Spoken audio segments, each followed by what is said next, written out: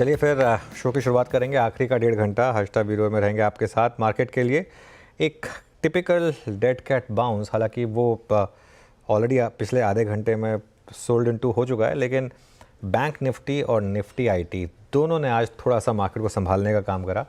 और इनफैक्ट जब आपके दो सबसे बड़े इंडेक्स अगर चलेंगे तो ऑब्वियसली सबसे इंटरेस्टिंग चीज़ देखिए, निफ्टी आईटी इस समय 1.5% ऊपर, निफ्टी बैंक इस समय काफ़ी ऊपर।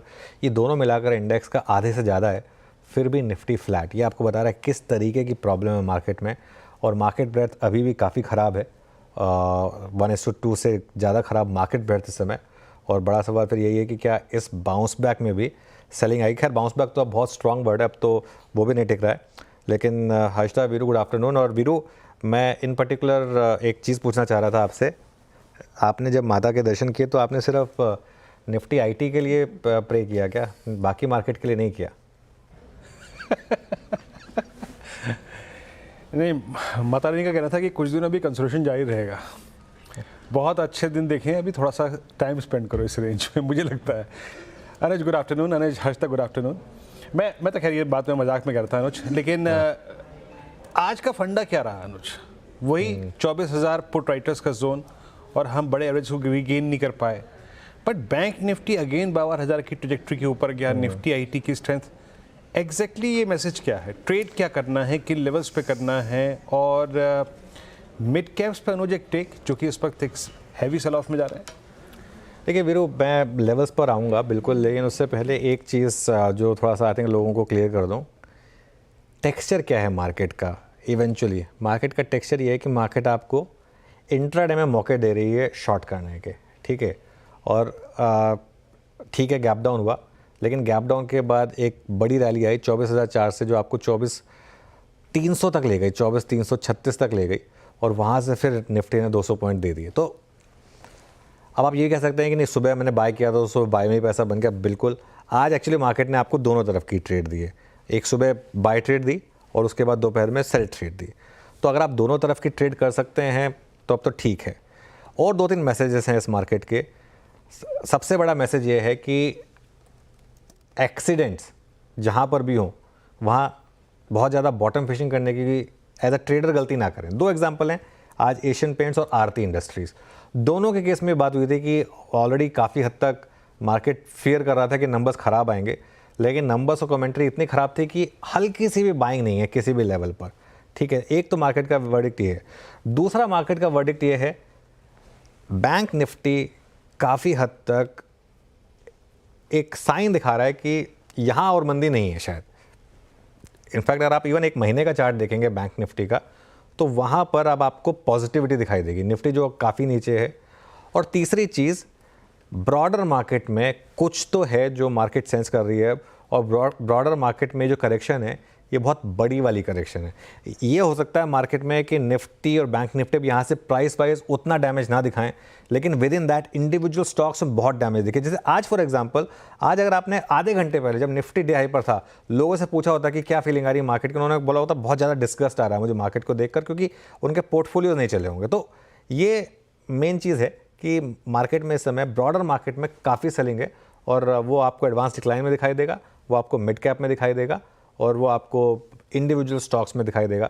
जैसे मैं एक एग्जांपल ले भी रहा था, प्रीमियर एनर्जीज़ का फॉर एग्जांपल। आप रिजल्ट के बाद मतलब लिस्टिंग के बाद पहले उसके नंबर्स थे, और उसके बाद देखिए कैसे आज स्टॉक 10% नीचे, 10% मतलब तो ये मार्केट में इस समय पेन पॉइंट है।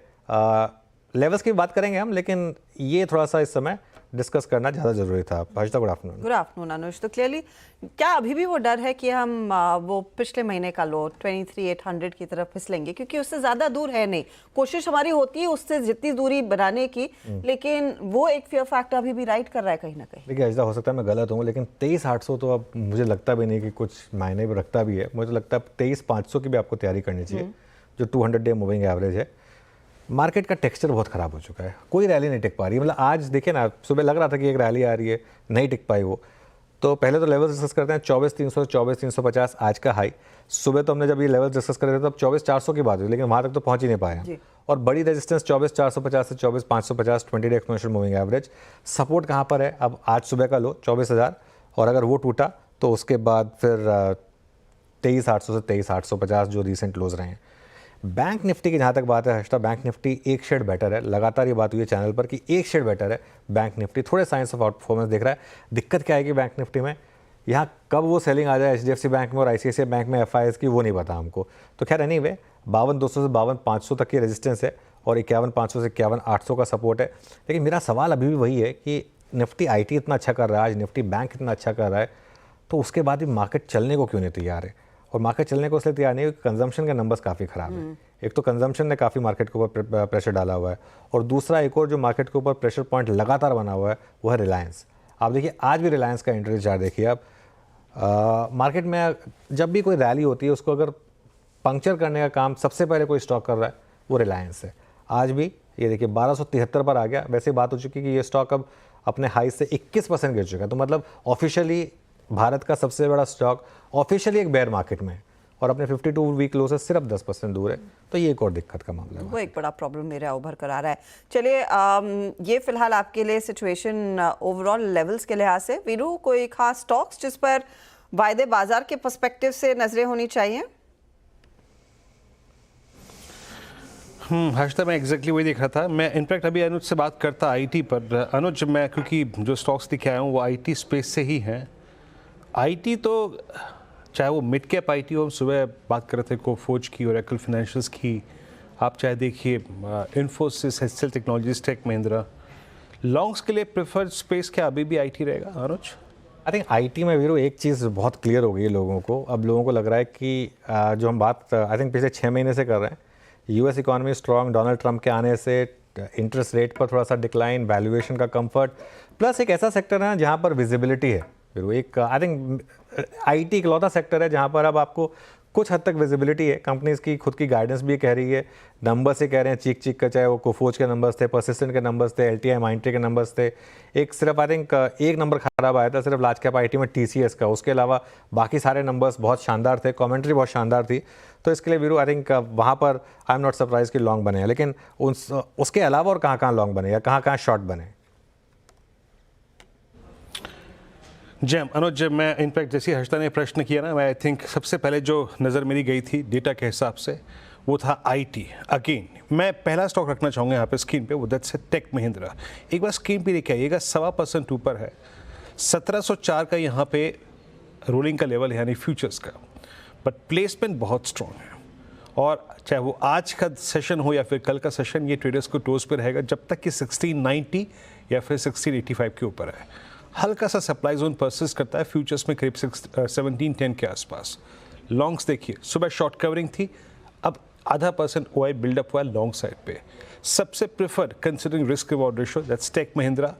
और उसके बाद जिस स्टॉक का जिक्र करूंगा वो है TCS। क्यों? TCS एक बेटर रिवॉर्ड होल्ड करता है। सबसे ज़्यादा शॉर्टिंग हुई थी, पिछले 3 सेशन से शॉर्ट कवरिंग जारी है, स्पेशली 6 नवंबर से शॉर्ट कवरिंग जारी थी और आज फ्रेश बाइंग के इंस्टेंसेस हैं। क्या किया आज स्टॉक ने? फाइनली अपने 2 लास्ट सेशन यानी फ्राइडे और थर्सडे को जहां से कोलैप्स हुआ था 100 और 50, आज उसको रिगेन किया। आज पूरे दिन उस रेंज में री एंटर नहीं किया। 0.14% OI गेन है, लेकिन सुबह शॉर्ट कवरिंग थी। तो ये दो स्टॉक्स टेक महिंद्रा और TCS जो कि स्ट्रॉन्ग लगते हुए, और एक स्टॉक में जिसका जिक्र करना चाहूँगा यहाँ पे जिसमें आज काफ़ी अच्छा खासा मूव बन रहा है, स्टैट्स भी अच्छे हैं और आई थिंक शायद कंसिडर करने लायक है, दैट्स PI इंडस्ट्रीज। एक बार स्क्रीन पे लेके आइएगा, 4619। ये स्टॉक अभी भी अपने सारे एवरेजेस के ऊपर है। शुक्रवार को कोलैप्स हुआ था बट स्टिल क्लोज आया था 10 डिमा के ऊपर। आज करीब 12% बिल्डअप, ह्यूज OI एडिशन, लगभग 1.25 लाख का एडिशन इस क्लोजिंग में इस स्टॉक पे 4619 पे फ्यूचर्स पर नजर रख के चलिए। हर्षिता बिल्कुल। अच्छा हर्षिता के पास जाएं इससे पहले, ये डेटा जो आ रहा है ना वीरू हर्षिता, इसको आप 2 तरीके से देख सकते हैं। अच्छा तरीका भी है देखने का, ख़राब तरीका भी है। अच्छा तरीका ये है कि इतनी बड़ी करेक्शन के बाद मार्केट में लोग पैसा डाल रहे हैं और ज़्यादा पैसा डाल रहे हैं। इक्विटी का इन्फ्लो आया है 41,865 करोड़। आई थिंक अब तक SIP का नंबर नहीं आया, वो कुछ देर में आता है, लेकिन इक्विटी का नंबर है 41,865 करोड़। पिछले महीने वो नंबर था 34,393 करोड़ का, मतलब गिरावट में 7,000 करोड़ और पैसा लोगों ने डाला है via mutual fund. Large cap में 3400 करोड़ का इन्फ्लो है वर्सेस 1700 करोड़। स्मॉल कैप में 3700 करोड़ का इन्फ्लो है वर्सेस 3200 करोड़। मिड कैप में 4600 करोड़ का इन्फ्लो है versus 3100 crore. Hybrid, I think ये एक बहुत बड़ी क्लास बनती जा रही है मेरे ख्याल से। इस समय मार्केट में सबसे ज़्यादा लोग शायद हाइब्रिड में पैसा लगा रहे हैं, जिसमें इक्विटी, डेट, बाकी सब चीज़ें कॉम्बिनेशन होती हैं। हाइब्रिड में इन्फ्लो है 16,863 करोड़ का वर्सेस 4,900 करोड़ का। तो अच्छा तरीका तो ये हो गया, खराब तरीका ये है। ETF इनफ्लो देखिए, हाँ? ETF इनफ्लो हाँ। 381 करोड़ से बढ़कर 13,442 करोड़। वो क्योंकि काफ़ी थीमेटिक फंड्स वगैरह भी लॉन्च हो रहे हैं, वो काफ़ी लोग पैसा थीम्स में भी लगा रहे हैं इसकी वजह से। सीधा ETF में। हाँ, लेकिन इसका एक दूसरा जो तरीका है देखने का कि ठीक है थोड़ी बिटाई हम भी झेल लेते हैं, बाकी आप सब लोगों ने तो झेल ली, तो नया पैसा कह रहा है कि चलिए हम भी आके देखते हैं इस मार्केट में। खैर एनीवे जो भी है, अब एक सिप का नंबर और अवेटेड है, कुछ देर में वो नंबर भी आ जाएगा। लेकिन एक चीज़ तो क्लियर है, फंड मैनेजर्स के पास तो कोई कंप्लेन नहीं होनी चाहिए, क्योंकि उनके पास तो पैसा आ रहा है, रिडेम्पशन नहीं हो रहा है, पैसा आ रहा है, और गिरावट में और पैसा आ रहा है मार्केट में। काफ़ी इंटरेस्टिंग डेटा ये सामने उभर कर आ रहा है। चलिए इस बीच आप नज़र रखिए कि मार्केट में क्या कुछ बदल रहा है, कहां पर तेज़ी और कहां पर मंदी आती हुई दिखाई दे रही है। तो आज ऑफ कोर्स मंदी वाले स्टॉक्स आपकी स्क्रीन पर पहले लेकर आएंगे। आज का सबसे बड़ा accident in fact over the weekend numbers पढ़ने के बाद ही लग गया था कि ये स्टॉक टूटेगा, और टूटा है। एशियन पेंट करीब 9% का नॉक लेता हुआ आज। ब्रिटानिया नंबर से पहले 5.5% नीचे है। अपोलो हॉस्पिटल, M&M ये दूसरे स्टॉक्स हैं जहां पर बिकवाली की पोजीशंस बढ़ी हैं आज के सत्र में। यही नहीं, आप आरती इंडस्ट्रीज देखिए, UPL देखिए, तो वो केमिकल्स और एग्रो केमिकल वाली थीम मार खा रही है, और वहां पर आरती की कमेंट्री भी वैसी रही है कि आगे थोड़ा सा पेन जारी रह सकता है। औरो फार्मा, एस्ट्रल जैसे काउंटर्स में भी दबाव ही बनता हुआ दिखाई दिया है। लेकिन तेजी के अंश भी देखने को मिले इस पर्टिकुलर मार्केट में। पावर ग्रिड ट्रेंड में एक पुलबैक आता हुआ फ्राइडे की धुलाई के बाद आज इन्फी और TCS जैसे काउंटर्स थोड़ा सा मूड संभालने की कोशिश कर रहे हैं। निफ्टी IT में जो तेजी बनी है, और इसके साथ ही आप बैंकिंग काउंटर्स को नहीं भूल सकते, जहां पर ICICI, HDFC बैंक जैसे स्टॉक्स अच्छी तेजी में थे। Biocon, PFC, Info Edge, oracle finance ये भी स्टॉक्स हैं जो तेजी में इस समय दिख रहे हैं। ओके, चलिए फिर अब हमारे पैनल को जोड़ते हैं और ट्रेड्स लेना शुरू करते हैं। सभी को गुड आफ्टरनून। गाबा सर बताइए आपकी ट्रेड इस समय की। Good afternoon to you. Market तो वीक है, तो स्टॉक मैंने चुना है short side SBI life. Trade कर रहा है 1564 पर, स्टॉप लगाएंगे 1575, करीब 11 रुपए का। पॉसिबल है कि डाउन में मिले करीब 1550 के SBI life. Okay, SBI life 1550 के लिए शॉर्ट का कॉल। शिल्पा जी गुड आफ्टरनून, बताइए तेजी या मंदी? Good afternoon everyone. सेल की साइड पे ही रहेगा। सीमेंट सेक्टर में काफी वीकनेस है, तो यहाँ पे JK सीमेंट मुझे लगता है एक बहुत बड़े ब्रेकडाउन के लिए रेडी है। यहाँ पे 4100 के स्टॉप लॉस से ही आप इसमें सेल कीजिए। ये मुझे लगता है 3900 से 3750 तक के लेवल्स आपको बहुत जल्द दिखा सकता है, तो JK सीमेंट में सेल। 4050 पे JK सीमेंट्स में आपका सेल है। राजेश सतपुते जी, आपका trade? Virendra ji, first of all good afternoon everyone.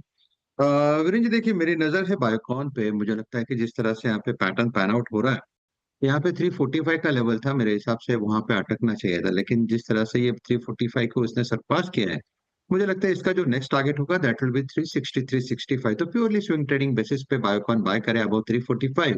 ये stop loss should be at 342। Okay, चलिए मानस, गुड आफ्टरनून। मानस आपकी ट्रेड? अनुज जी, तो देखिए सेल कॉल है, मैरिको पे बिकवाली करने की राय रहेगी। पूरा FMCG अगर आप देखें तो वो चार्ट पे वीक लग रहा है। मैरिको ने अपने 200 मूविंग एवरेज को ब्रेक किया, उसके नीचे फिसला है, तो यहाँ पर बिकवाली करने की राय रहेगी। इसके फ्यूचर में बिकवाली करिए। 619 रुपए 50 पैसे के प्राइस चल रहे हैं इसके फ्यूचर के, तो मैरिको के फ्यूचर में बिकवाली करेंगे। 631 631 के स्टॉप लॉस से बिकवाली करेंगे और 600 के टारगेट सेट करेंगे मैरिको के फ्यूचर में। अगर चाहें तो ऑप्शन में 620 वाला at the money put option ले सकते हैं। 12 रुपए 50 पैसे के आसपास ट्रेड हो रहा है। इसमें 7 रुपए की स्टॉप लॉस खरीदारी करनी है और 22 रुपए की टारगेट सेट करनी है। ओके, तो ये फिलहाल आपके लिए मैरिको में एक शॉर्ट कॉल 600 का टारगेट रहेगा, शॉर्ट करके चले। अमित आफ्टरनून, आप क्या करेंगे? जी good afternoon Harshita ma'am, good afternoon Anuj ji, Virendra ji and everybody on the panel. Ma'am मेरा इस समय I will like to go with TCS का अगर स्ट्रक्चर देखें तो स्टॉक ने 200 EMA पे एक बेस बनाया है। यहाँ पे अभी भी रिस्क रिवॉर्ड फेवरेबल है और स्टॉक अपने क्रूशियल सपोर्ट जो प्रीवियसली टूटा था उसको रिकवर कर रहा है। It is trading above all the key moving averages, तो मुझे लगता है कि इस मार्केट में I think it could be a good defensive play. 4196 इसका प्राइस है, टारगेट्स मेरे रहेंगे 4300 के और स्टॉप लॉस रहेगा 4140 का।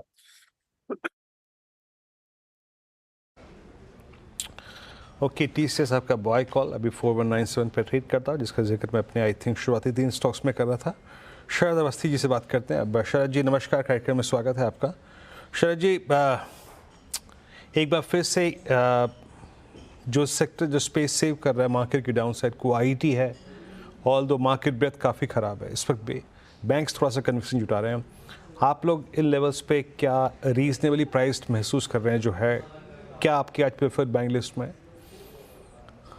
देखिए, बैंक्स तो हमें लगता है कि अक्रॉस द बोर्ड शायद प्रेफर्ड बैंक लिस्ट में रहेंगे। हमारा ध्यान ज़्यादा तेजी का प्राइवेट सेक्टर बैंक्स में ही है, जहाँ HDFC बैंक, कोटक और इस करेक्शन के बाद इंडसइंड डिसेंट बेट्स लग रहे हैं।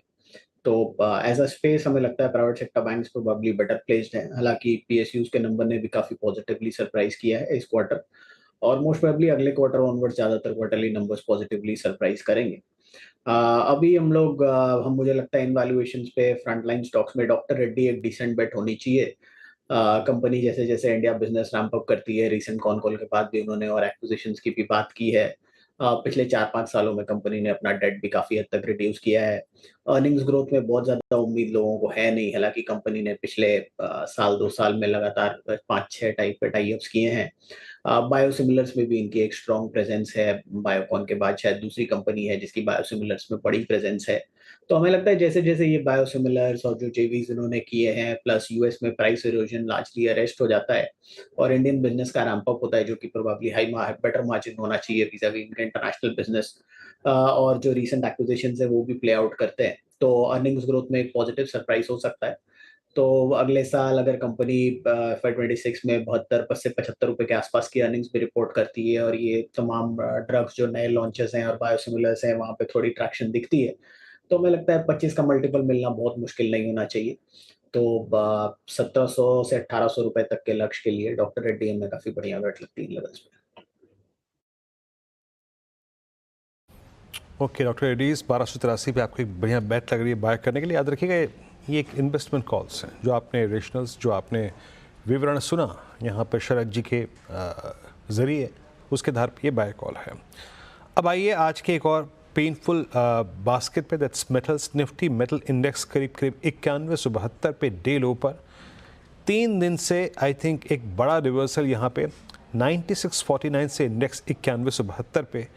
एक बार शिल्पा जी आप रीडिंग कीजिएगा, look at Tata steel, look at JSW steel, look at JSPL, Hindustan copper, NMDC, NALCO, क्रमबद्ध तरीके से सारे के सारे स्टॉक्स में एक हैवी सेल ऑफ है। But look at Hindustan copper, क्या राय है आपकी? इनमें से कोई शॉर्ट कॉल या फिर कोई लॉन्ग पुट आइडेंटिफाई किया आपने आज के सेशन के लिए, या फिर जिस प्रकार से फेलियर आ रहे हैं, इवन 200 DMA को रीगेन करने की टेंडेंसी से स्टॉक की चली गई है, आपका कोई पुट ऑप्शंस पे तर्क है क्या शिल्पा जी? जी बिल्कुल वीरेंद्र जी, अगर मतलब 3-4 दिन पहले मैंने शो में यहाँ पे 280 का एक बार पुट सस्ता ऑप्शन के हिसाब से दिया हुआ था, जिसके टारगेट्स ऑलमोस्ट हो गए थे। उस टाइम में मैंने मेंशन ही किया था कि 300 के नीचे स्टॉक बहुत डेंजरस है, यहाँ पे आपको 250 तक के भी लेवल्स आ सकते हैं। तो अभी भी आप यहाँ पे 270 का पुट ऑप्शन जो रफली ₹7.35 पे ट्रेड कर रहा है, आप इसमें अभी पार्टिसिपेट कर सकते हैं। आई स्टिल बिलीव कि यहाँ पे 250 तक का डाउन साइड है, तो इसमें भी ये ऑप्शन आपको 12 से लेके 15-18 तक भी ट्रेड करते हुए मिल सकता है। तो अभी 270 के पुट ऑप्शन पे आप देख सकते हैं, ध्यान दे सकते हैं। ओके, चलिए एक बार निफ्टी का कंट्रीब्यूशन देखते हैं, क्योंकि निफ्टी अब फिर 60 पॉइंट नीचे 24,085 पर, और अब हम वापस डे लो की तरफ बढ़ रहे हैं। 2 चीज़ें मैं शायद पहली बार देख रहा हूँ। पहला कि Asian paints top contributor on the way down Nifty पर 27 पॉइंट का कंट्रीब्यूशन, और दूसरा पहला इंडेक्स स्टॉक जिसने 52 वीक लो लगाया, एशियन पेंट्स आज एक नया 52 वीक लो, और इनफैक्ट इसकी एक 52 वीक हाई और लो की प्लेट फायर करेंगे अगर, तो उसमें आपको एक उसमें क्लियरली दिखाई देगा कि वो 52 वीक लो की सिग्निफिकेंस क्या है। क्योंकि इससे पहले जो उसका 52 वीक लो था वो था मई 2024 में। ऐसा नहीं है कि एक कल या परसों लो लगा था और आज मार्केट ने उसको रिविजिट किया, नहीं, एक मई में इसने 52 वीक लो लगाया था और वहाँ से एक रैली बनी थी यहाँ पर थोड़ी सी, लेकिन वहाँ पर एक क्लियर कट डिसअपॉइंटमेंट, और सिर्फ यही नहीं, बाकी सारा का सारा FMCG पैक भी इसके साथ साथ गिर रहा है आज। और अब आई थिंक मार्केट में फॉर एग्जांपल अब ब्रिटानिया का इंट्राडे चार्ट देखिए, मेरी नजर उसी पर थी। एग्जैक्टली उसके आज नंबर्स आने वाले हैं। एग्जैक्टली अब इंट्राडे देखिए, अब इसमें क्या होगा ना, इसमें कुछ कंपनियां शायद आपको अपॉर्चुनिटी भी प्रोवाइड करेंगी अगर इनमें से किसी एक आध कंपनी के बाई चांस नंबर अच्छे आ गए तो। लेकिन जब बेस्ट इन क्लास कंपनियां परफॉर्म नहीं कर पा रही, जैसे लीवर उससे पहले और उसके बाद अब एशियन पेंट्स, ये ना कई नंबर्स होते हैं जो हम सिर्फ नंबर्स, जैसे आरती इंडस्ट्रीज फॉर एग्जांपल, नंबर आ गए जो मर्जी हो, स्टॉक चाहे 10% गिरे 15% गिरे, बियॉन्ड अ पॉइंट कुछ फर्क नहीं पड़ता। लीवर, एशियन पेंट्स, जब ऐसी कंपनियों के नंबर्स आए और जब ऐसी कंपनियों के स्टॉक्स 8-8, 10-10% गिरे ना, तो they tell you a bit about कि जो इकोनॉमी में शायद एक मलेस टाइप का जो है ना, उसके ऊपर एक आपको कमेंट बताते हैं कि कुछ तो दिक्कत है। अब आप इसको कंपटीशन पे ब्लेम करना चाहें, जो मर्जी करना चाहें, सबके नंबर नहीं खराब आ सकते ना, कंपटीशन की वजह से एक आध के नंबर खराब आ सकते हैं, सबके नंबर नहीं खराब आ सकते। अनुज, आप एक चीज़ आपने नोटिस की होगी, ये सारी कंपनियों ने जिनके नतीजे आ गए हैं उन सब ने एक चीज़ कही और यूनिजन में कही है कि देखिए रूरल इकोनॉमी में थोड़ा सा पिकअप आ गया लेकिन अर्बन कंजम्पशन थोड़ा सा फीका पड़ने लगा है और उसको लेकर चिंता है क्योंकि वो अर्बन कंजम्पशन ही ड्राइव कर रही थी ओवरऑल ग्रोथ को, ओवरऑल जीडीपी के जो आंकड़े आ रहे थे। यू नो जो भी हमने देखा था वो एक्स ऑफ रूरल था, लेकिन अब रूरल कैचअप कर रहा है, लेकिन अर्बन इंडिया में उतनी खर्च नहीं हो रहा है, तो वो बड़ा कॉज ऑफ कंसर्न उभर कर आ रहा है। आई नो, एंड हर्षिता वो उसमें देखिए, आप एक चीज़ बताऊँ मैं आपको, थोड़ा सा इकोनॉमी में अगर आप इवन अगर आप लोगों से बात करेंगे, बहुत कम सेक्टर्स में बहुत कम लोग ऐसे दिखाई देंगे जो कहेंगे कि हाँ मेरी अच्छी सैलरी आई हुई है। मतलब इन जनरल ना स्पेंडिंग पावर लोगों की बढ़ी नहीं है उतनी, जिस हिसाब से खर्चे बढ़े हैं, तो वो क्लियरली एक आई थिंक अब नंबर्स में रिफ्लेक्ट कर रहा है। और एक इन सब चीज़ों के, इन सब कंपनियों के साथ एक और जो बड़ी प्रॉब्लम है, इनका फ्री फ्लोट इतना बड़ा है और इनका वो FII होल्डिंग इतनी बड़ी है। फॉर एग्जांपल इवन अगर आप एशियन पेंट्स का केस देखें, आई थिंक 47% के करीब यहाँ पे फ्री फ्लोट है इस कंपनी का। और अगर आप FII होल्डिंग देखेंगे, FII और म्यूचुअल फंड होल्डिंग, तो म्यूचुअल फंड तो खैर 4.86% ही है, लेकिन FIIs करीब करीब 15-16% FIIs हैं। तो वो एक और थोड़ी सी यहाँ पे दिक्कत है। ये एक और रीज़न है कि यहाँ पर कोई भी रैली टिकती नहीं है बेसिकली। शरद, आपकी राय क्या रहेगी? क्योंकि एक चीज़ ऑफ कोर्स कि अर्बन कंजम्पशन थोड़ा सा कम रहा है इस पर्टिकुलर क्वार्टर में वर्सेस जो हल्का सा पिकअप रूरल में देखने को मिला, लेकिन सभी कंपनियां आश्वासन दे रही हैं। अब वो कहने के लिए आश्वासन है कि H2 में रिकवरी आएगी या फिर वाकई में देखने को मिलेगी? नहीं, मेरा ये मानना है कि H2 में, सेकंड हाफ में आपको खास करके Q3 में आपको काफी सॉलिड रिकवरी दिखनी चाहिए। पिछले साल का बेस इफेक्ट भी है, जो फेस्टिव सीजन था वो 2 क्वार्टर्स में स्प्लिट था, प्लस आपका इलेक्शन, फ्लड्स और हीट वेव्स तीनों का ऑनस्लॉट नहीं था पिछले साल, जो कि सारी तीनों चीजें Q2 में इस साल आपको देखने मिली। और सीजनल जो ग्रोथ है वो भी सारी की सारी Q3 में ही आई, Q2 में आपको कोई फेस्टिव डिमांड नहीं दिखी। तो मुझे लगता है वो पार्टली अर्बन उस पे ग्रोथ पे प्ले कर रहा है। हमारा ये मानना है कि सेकंड हाफ के नंबर्स इकोनॉमी के लेवल पे भी और रिटेल, कमर्शियल रिटेल और इंडस्ट्री दोनों के लेवल पे काफी स्ट्रांग आएंगे। तो मुझे लगता है अर्बन जो ग्रोथ की एक रिस्क अभी तक विजिबल है रिटेल के नंबर्स वगैरह में, वो इस क्वार्टर के जैसे जैसे नंबर्स आते हैं मेरे हिसाब से काफी हद तक वो प्रॉब्लम एड्रेस हो जाएगी और second half most probably much better than expected होगा। हालांकि पहले 2 क्वार्टर्स ने थोड़ा सा निराश किया है, बट मेरे हिसाब से जिस तरीके से टोटल सेटअप है, चाहे वो मैक्रो सेक्टर्स का हो या स्पेसिफिक टू इंडिया सेक्टर्स हो, मुझे लगता है उस वजह से थोड़ा स्लो डाउन ज्यादा विजिबल है। अगले क्वार्टर ऑनवर्ड्स मोस्ट प्रोबेबली ये जो बहुत ज्यादा ग्लूम सेट हो रहा है अराउंड रिटेल बाइंग या कंजम्पशन, वो लार्जली एड्रेस हो जाना चाहिए। Let's hope for the best की एड्रेस होगा। अमित, उस लिहाज से फिर ब्रिटानिया जो इस समय 54.33 के साथ टॉप लूजर्स में शामिल है, यू नो इस महीने के सिर्फ 6 और आज 7वां ट्रेडिंग सेशन है और इन 7 ट्रेडिंग सेशंस में 6.5 आप कह लीजिए 5% वैसे ही करेक्ट हो चुका है स्टॉक। कितना ये ड्रैग डाउन करेगा? आप ITC देखिए, ITC में भी अब बिकवाली आना शुरू हो चुकी है। जी मैम, अगर ब्रिटानिया का पर्टिकुलरली हम स्ट्रक्चर देखें तो काफी स्कैरी कैंडल है जिस हिसाब से वॉल्यूम्स पिकअप कर रहे हैं और इनफैक्ट स्टॉक ने अपना 200 डेमा भी ब्रेक कर दिया है। तो अगर किसी का शॉर्ट है तो यहाँ पे बने रहना चाहिए। स्टॉप लॉस लगभग हम 5500 के आसपास रखेंगे। टारगेट्स यहाँ पे 5300, 5250 तक के अनफोल्ड हो सकते हैं। एग्जिस्टिंग पोजीशंस शॉर्ट को ही मेंटेन करना है, फ्रेश नहीं करेंगे क्योंकि थोड़ा सा रिस्क रिवॉर्ड फेवरेबल नहीं है। अगर किसी ने फ्रेश पोजीशन बनानी है शॉर्टिंग के लिए तो थोड़ा सा एक राइज का वेट करे, बट ओवरऑल स्ट्रक्चर वीक है इसका।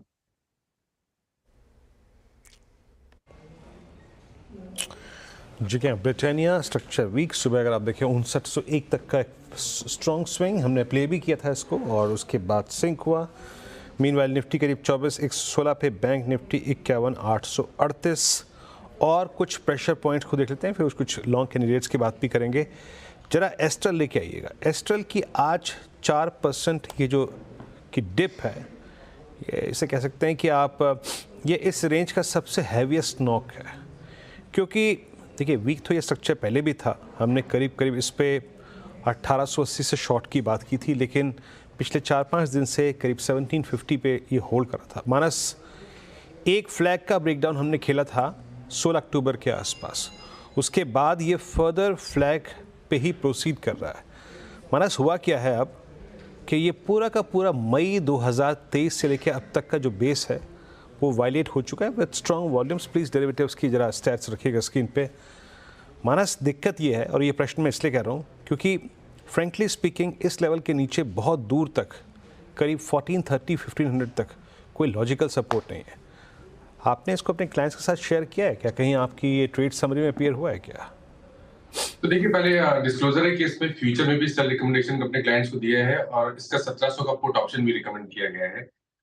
मेरा व्यू बेयरिश है स्टॉक पे, फ्रेश ब्रेकडाउन है और मेरा समझना है कि शायद यहाँ से 70-80 रुपए या शायद 100 रुपए तक का डाउनसाइड भी आपको देखने को मिल सकता है। 1600 रुपए के आसपास स्टॉक आ सकता है, तो पैटर्न नेगेटिव है, इसलिए यहाँ पर आप फ्यूचर में एक सेल रिकमेंडेशन ले सकते हैं, लेकिन ये पोजिशनल ट्रेड होगा, वो ज्यादा बेहतर है। स्टॉप लॉस बड़े हैं, 1781 के स्टॉप लॉस लगाने हैं, लेकिन टारगेट भी 1600 रुपए के हैं, जो कि शायद 1 से 2 हफ्ते में एसएल दिखा सकता है। उसके फ्यूचर में बिकवाली करने की राय है, और या तो आप 1700 वाला पुट ऑप्शन जो कि 25 रुपए पे इस टाइम ट्रेड हो रहा है, वहां पर आप खरीदारी कर सकते हैं। 12 रुपए का स्टॉप लॉस लगाइए और कम से कम 50 रुपए की टारगेट सेट करिए 1700 के पुट ऑप्शन में। ओके, चलिए अब एक काम करते हैं, अब एशियन पेंट्स की बात करते हैं, क्योंकि एक क्लियरली आज ऐसा लग रहा है कि सिर्फ लाल रंग बिका है, बाकी कोई रंग शायद बिका ही नहीं हो। मंगलम के पास चलते हैं और जानते हैं कि आखिर ऐसा हुआ क्या, और इस 8% की करेक्शन को रखते हैं कुछ कॉन्टेक्स्ट में। मंगलम, गुड आफ्टरनून। Good afternoon. तो एशियन पेंट्स के आप दूसरी तिमाही के नंबर्स देखें तो काफ़ी ख़राब थे। अगर आप देखें यूजुअली क्या होता है कि एशियन पेंट्स इंडस्ट्री लीडर है, सबसे पहले सेक्टर में नंबर्स वो ही रिपोर्ट करता है, बट इस बार उन्होंने अपने बोर्ड मीटिंग को डिफ़र किया और पेंट इंडस्ट्री ही सेकंड क्वार्टर में काफ़ी वीक थी, बट उसमें भी लीडर सबसे वीक, 5.5% का रेवेन्यू डिक्लाइन। जहां आप देखें Kansai was just about 0.3% decline, बाकी सब ने थोड़ी ग्रोथ दिखाई थी। हाँ, कंज्यूमर सेक्टर में प्रॉब्लम काफ़ी थी, पर उसमें भी एशियन पेंट्स ने बहुत ज़्यादा वीकनेस दिखाई। अगर आप पूरा वॉल्यूम ग्रोथ भी देखें एशियन पेंट्स का -0.5%। अगर आप कोविड के क्वार्टर को हटा दें तो पिछले 12 साल में सबसे पहले एशियन पेंट्स ने नेगेटिव वॉल्यूम परफॉर्मेंस दिया है, और यही वॉल्यूम परफॉर्मेंस जो नेगेटिव है बाकी सब पैरामीटर्स में भी हमें दिखा। अगर आप देखें तो उनका रेवेन्यू जो 5.5% नीचे था, एबिटा 28% नीचे था, और नेट प्रॉफिट कुछ 40% नीचे था। ये कंज्यूमर सेंटिमेंट काफ़ी वीक है, और कंपनी ने कहा कि इंटरनेशनल बिजनेस की वीकनेस के कारण भी उनको थोड़ी सी प्रॉब्लम हुई। अगर आप पेंट सेक्टर देखें तो 80,000 करोड़ का पेंट सेक्टर है, और जो ऑर्गेनाइज्ड है वो 65,000 करोड़ का है। उसमें जो टॉप 2 प्लेयर है एशियन और बर्जर पेंट्स, काफ़ी सालों से 50% से ज़्यादा उनके पास मार्केट शेयर है। तो लोग सोच रहे थे कि कंपटीशन के लिए ये जगह राइप है, और ये बढ़ता कंपटीशन पूरे सेक्टर को थोड़े पिछले 8-10 क्वार्टर से डरा रहा है। बिरला ओपिस ने कहा है कि वो अगले 3 साल में 10,000 करोड़ की रेवेन्यू करेंगे।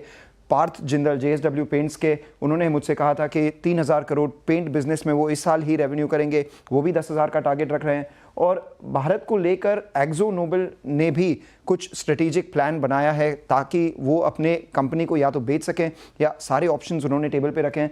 तो इस कंपटीशन की वजह से काफ़ी तकलीफ हुई है। एशियन पेंट्स की अगर आप वैल्यूएशन देखें तो पीक पे 60 टाइम्स पे होती थी, अब ये 45 टाइम्स पे है, बर्जर 41 टाइम्स पे। अब बाकी प्लेयर्स को भी देखें, इंडिगो, एक्जो नोबेल, कंसाई, उनकी मल्टीपल डी रेटिंग हो चुकी है, 40 से 32 टाइम पे ये सारे ट्रेड करते हैं। अब आगे जाके हमें सबसे पहले तो एशियन पेंट्स के लिए ये देखना पड़ेगा कि टॉप से वो 30% नीचे है।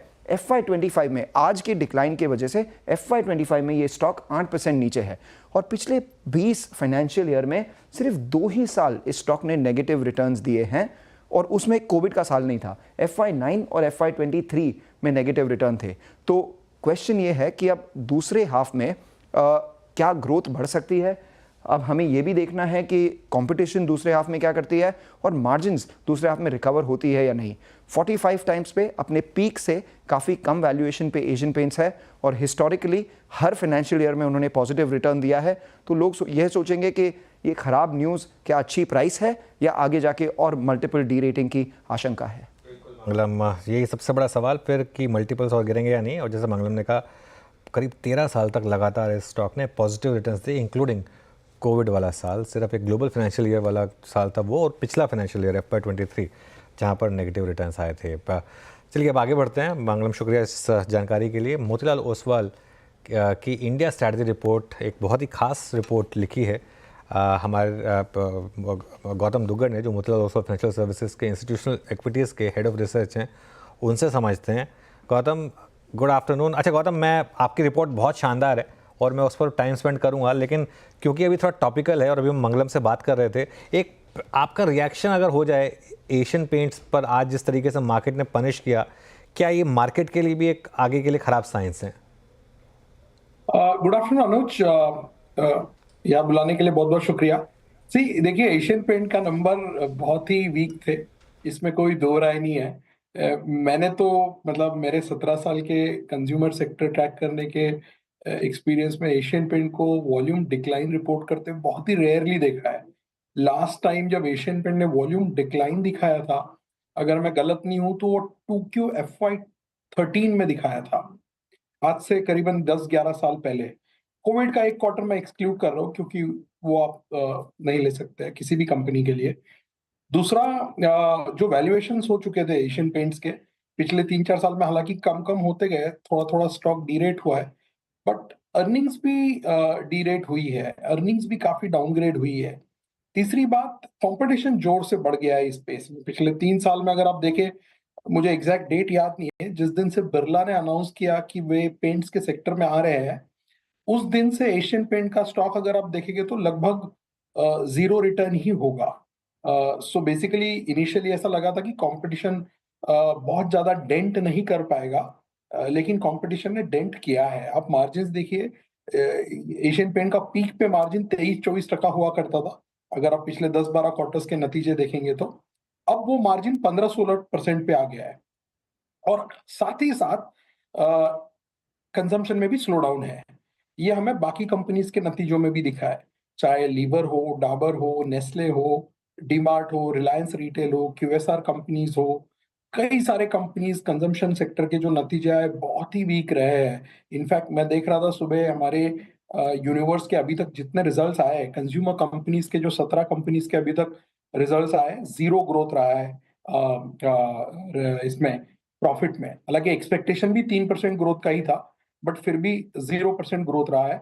और बड़े कंपनीज ने बहुत ही फ्लैटिश नंबर दिए हैं, चाहे लीवर हो, ITC हो, नेस्ले हो, और भी एशियन पेंट ने तो 30% प्रॉफिट डिक्लाइन दिखाया है। तो बहुत वीक नतीजे हैं और मुझे लगता है कि वैल्यूएशंस जो लग रहे थे कि थोड़े सस्ते हो रहे हैं, अब अर्निंग्स और डाउनग्रेड होगी तो शायद वैल्यूएशन का जो एक इक्वेशन रहता है, वैल्यूएशन वर्सेस अर्निंग्स का, बहुत ज्यादा फर्क नहीं पड़ता हुआ दिख रहा है इसमें, बिकॉज नंबर्स भी कटिंग है। चलिए खैर गौतम, इन सब पर तो हम बात करते रहते हैं। आज हमने बुलाया आपको उस रिपोर्ट के ऊपर, जो स्ट्रैटेजी रिपोर्ट आपने बनाई है, उसमें आप कह रहे हैं कि अभी भी लेकिन जो निफ्टी की अर्निंग्स हैं उसमें FY24 से FY26 में 12 से 14% की कैगर आप एक्सपेक्ट कर रहे हैं। क्या ये बहुत ज़्यादा ऑप्टिमिस्टिक नहीं है? देखिए अनुज, आज के जब माहौल में हम बात कर रहे हैं, जहां पे सेकंड क्वार्टर FY25 के नतीजे बहुत ही मॉडरेट हो गए हैं, तो उस समय 14% अर्निंग्स ग्रोथ भी आपको बहुत ज्यादा लगेगा। लेकिन मैं आपको याद दिला दूं कि 2020 से 2024 में, that is FY20 to FY24, Nifty का अर्निंग्स कैगर 21% था। ये पहला साल है जहां पे अर्निंग्स में मॉडरेशन हो रही है। हमारा इस साल का अब अनुमान 5% ग्रोथ का हो गया है। तो हमारा EPS 1060 है, लास्ट ईयर का डिलीवर्ड EPS 1006 है, तो वो 5% ग्रोथ हो गई है। जब हमने अप्रैल में बात किया था, जब पहली बार हमने नतीजे EPS एस्टिमेट बनाए थे FY25 के, तब EPS 1140 था, आज 1060 है, तो लगभग 8% का डाउनग्रेड ऑलरेडी हो चुका है। साथ ही साथ निफ्टी भी 8% करेक्ट हो गया है, 26,000 से लेके 24,200 तक। सो जो निफ्टी का P है वो बहुत ज्यादा चेंज नहीं हुआ है, राइट, क्योंकि जितना अर्निंग्स में डाउनग्रेड आया है ऊपर से अभी तक, उतना ही निफ्टी भी ऊपर से अभी तक गिर चुका है। लेकिन इसके अगर आप अलग अलग लेयर्स निकाल के देखते हैं अभी तक के अर्निंग्स ग्रोथ के फॉर 2Q FY25 या फर्स्ट हाफ FY25, आपको एक चीज बहुत क्लियरली दिखेगी कि फर्स्ट हाफ FY25 के अर्निंग्स जो है कमोडिटीज की वजह से बहुत जोर से डिस्प्रोपोर्शनेटली इंपैक्ट हुए हैं। इनफैक्ट अगर मैं आपको बताऊं कि भाई 2Q FY25 में अभी तक हमारे सेक्टर के 200, हमारे कवरेज के 226 कंपनीज ने नतीजे डिक्लेयर किए हैं, जहां पे 4% अर्निंग्स डिक्लाइन हुआ है। हमारा एक्सपेक्टेशन 1.5% का था, अभी तक 4.5% अर्निंग्स डिक्लाइन हुआ है।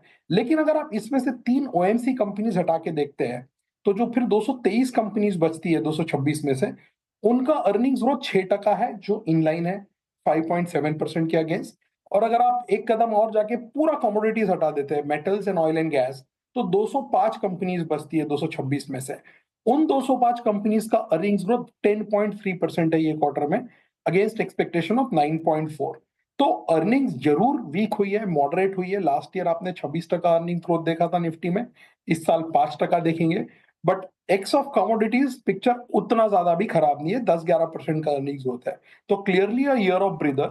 और हमने कल एक डेटा पॉइंट रिलीज किया था क्लाइंट्स के लिए, जिसमें हमने लिखा था कि फर्स्ट 6 मंथ्स में, दैट इज अप्रैल टू सितंबर, अगर आप गवर्नमेंट का डेटा देखते हैं तो total capital spending, that is capex spending of this government is down 17% in the first half.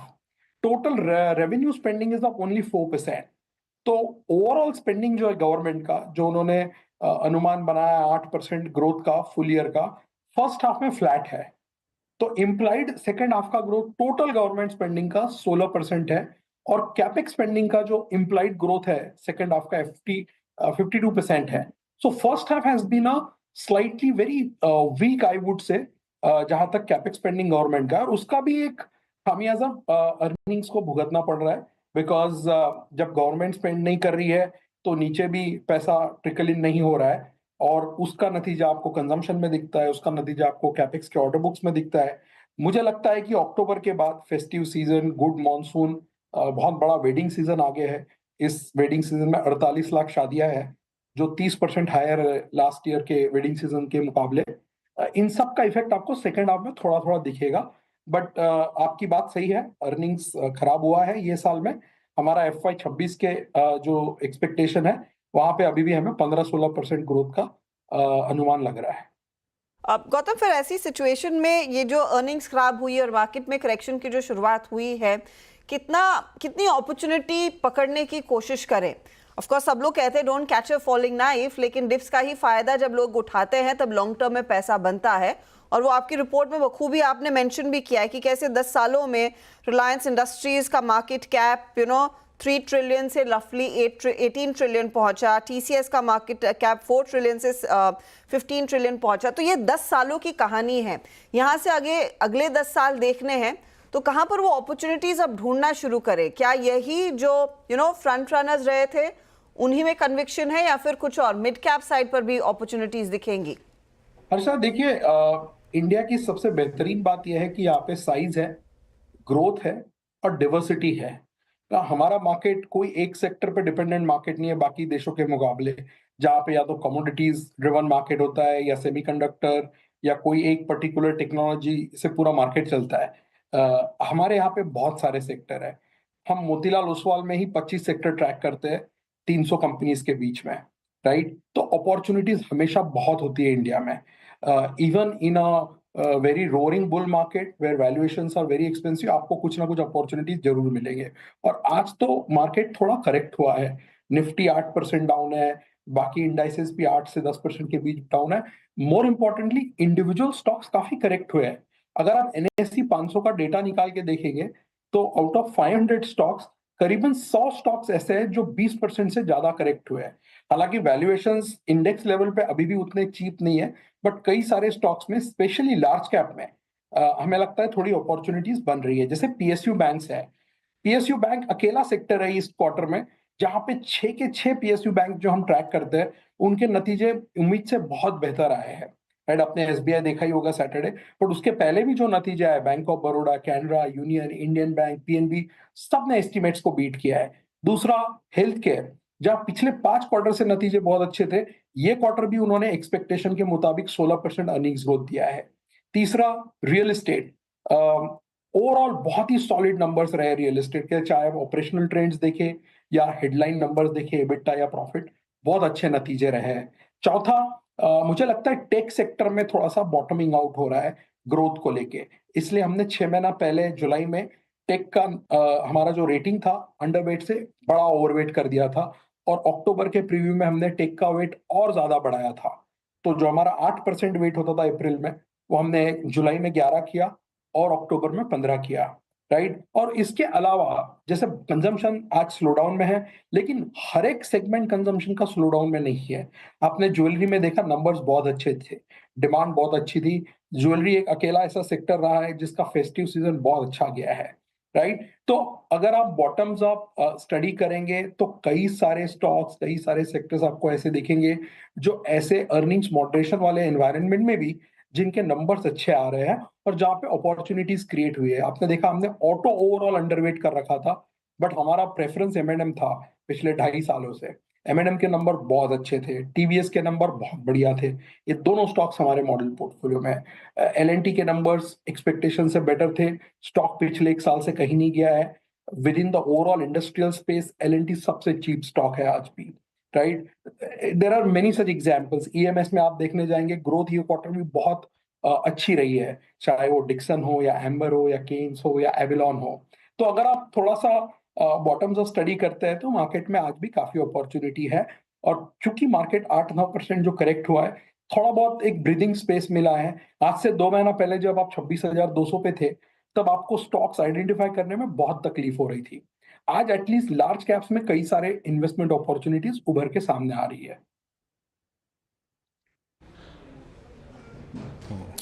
Gautam ji, मैं अपने 2 प्रश्न आपकी तरफ केंद्रित करके बैठा था। एक था पीएसयू बैंक्स, जिसका जवाब आपने ऑलरेडी दे दिया।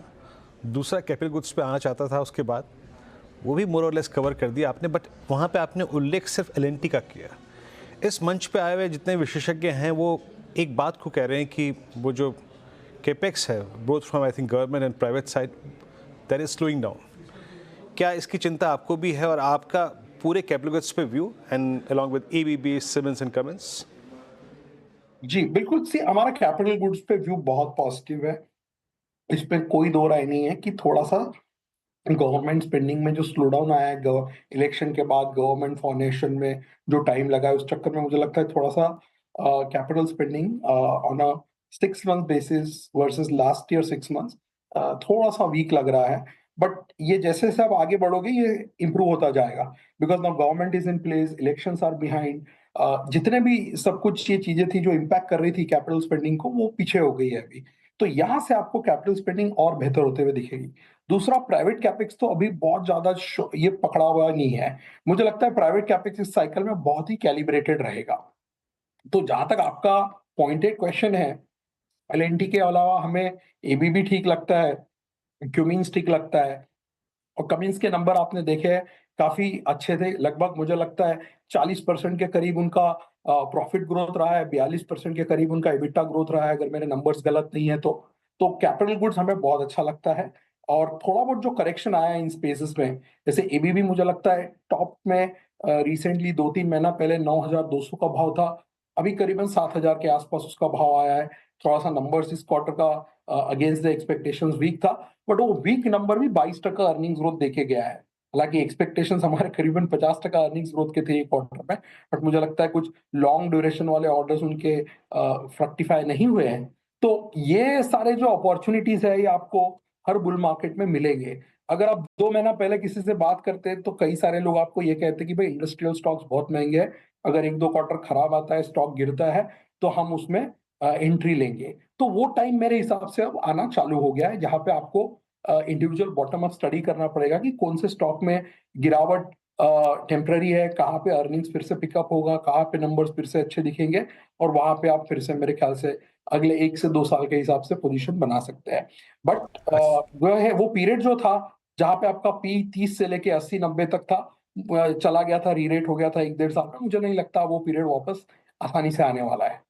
अच्छा, आप ही की रिपोर्ट्स में अब मैं जो कुछ टॉप आइडियाज़ देख रहा हूँ उनमें लार्ज कैप में मुझे टाइटन दिखाई दे रहा है और मिड कैप में इंडियन होटल्स दिखाई दे रहा है, और ट्रेंड गायब है इसमें जो आपका इतना स्ट्रॉन्ग फेवरेट स्टॉक रहा है।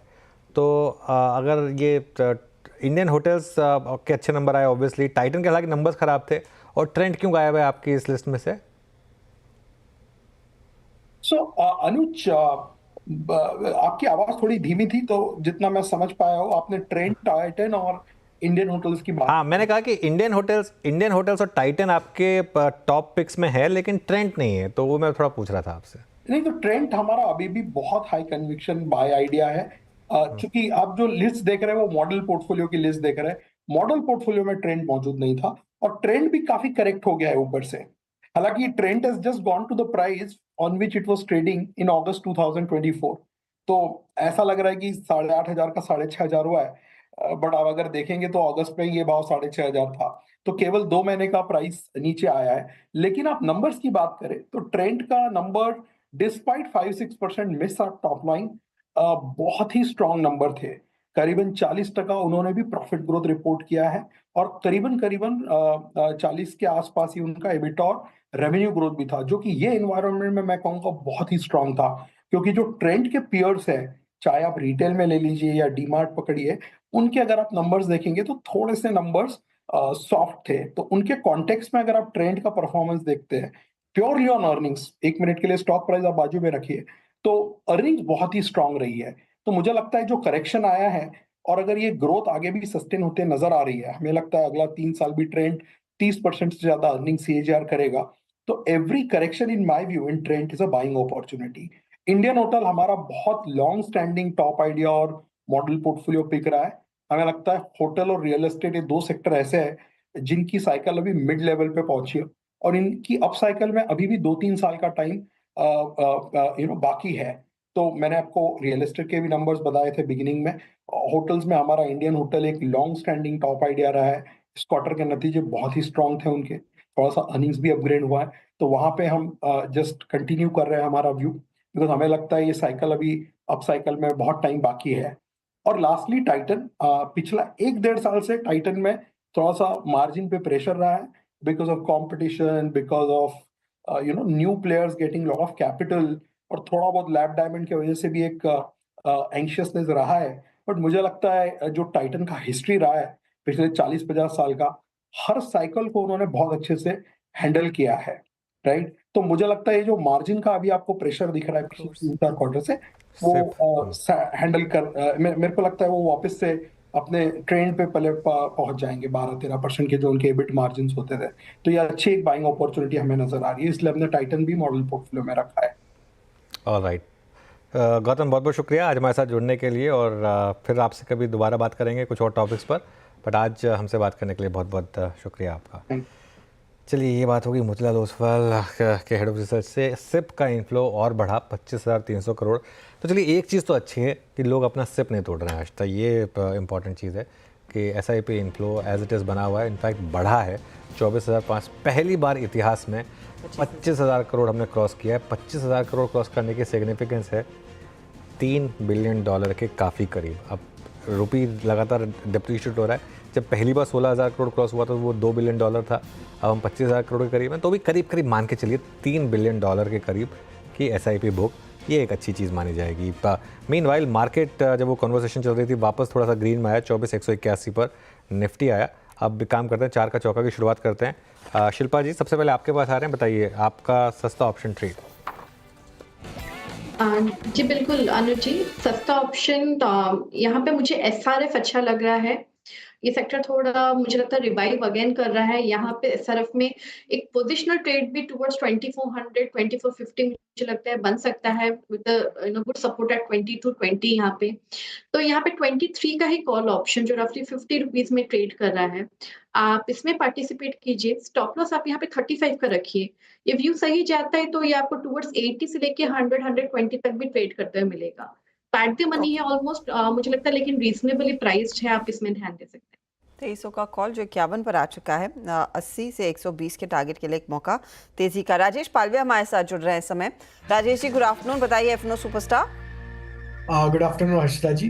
तो देखिए स्टॉक जो पसंद आ रहा है वो आईटी स्पेस से पसंद आ रहा है, और एचसीएल टेक यहाँ पे क्लियर आउट परफॉर्मेंस देखने को मिला है। स्टॉक ऑलमोस्ट अपनी ऑल टाइम हाई ट्रेजेक्टरी के पास ही ट्रेड कर रहा है, तो एचसीएल टेक फ्यूचर यहाँ पे बाय किया जा सकता है, और आईटी एज अ पैक ही एक अच्छा मोमेंटम में। यहाँ पे हम टारगेट प्रोजेक्ट कर रहे हैं 1910 1920 की तरफ। स्टॉप लॉस होगा करीब 1855 के आसपास।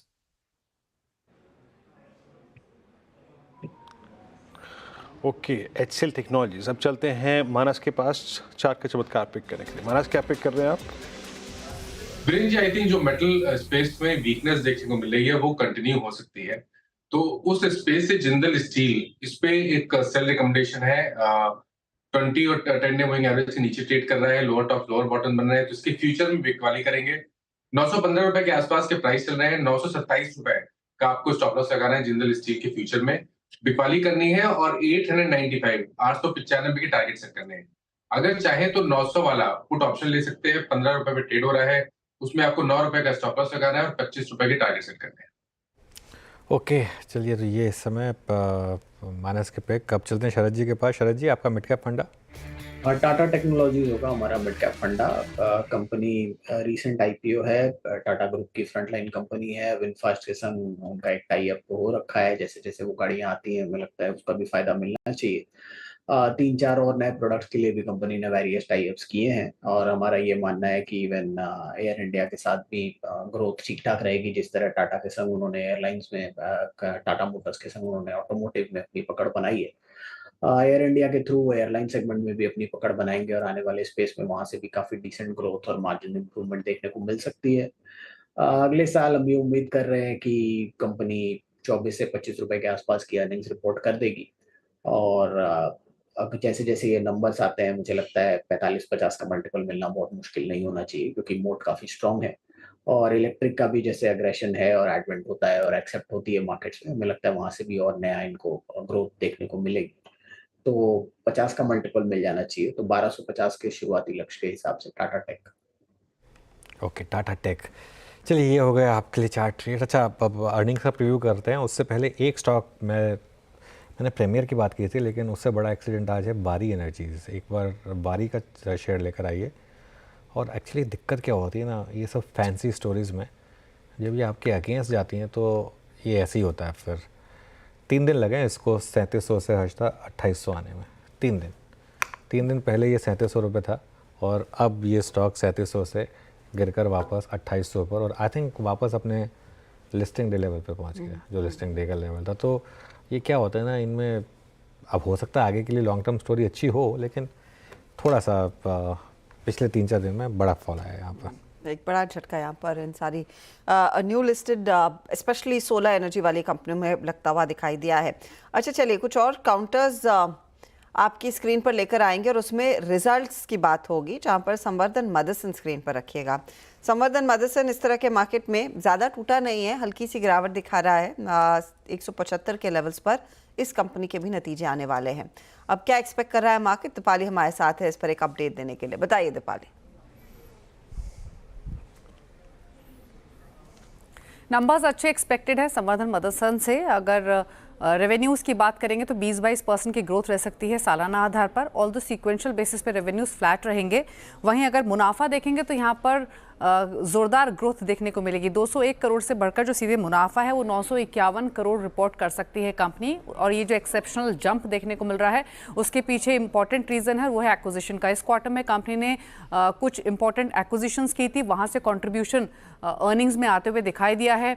सॉलिड्स कॉरपोरेशन से 34% स्टेक इन्होंने लिया मदरसन ऑटो में। इसके अलावा इजराइल की कंपनी का एक्विजिशन किया था, तो एक्विजिशन से कंट्रीब्यूशन आते हुए दिख रहा है, इसीलिए अर्निंग्स काफ़ी अच्छे दिखाई देंगे।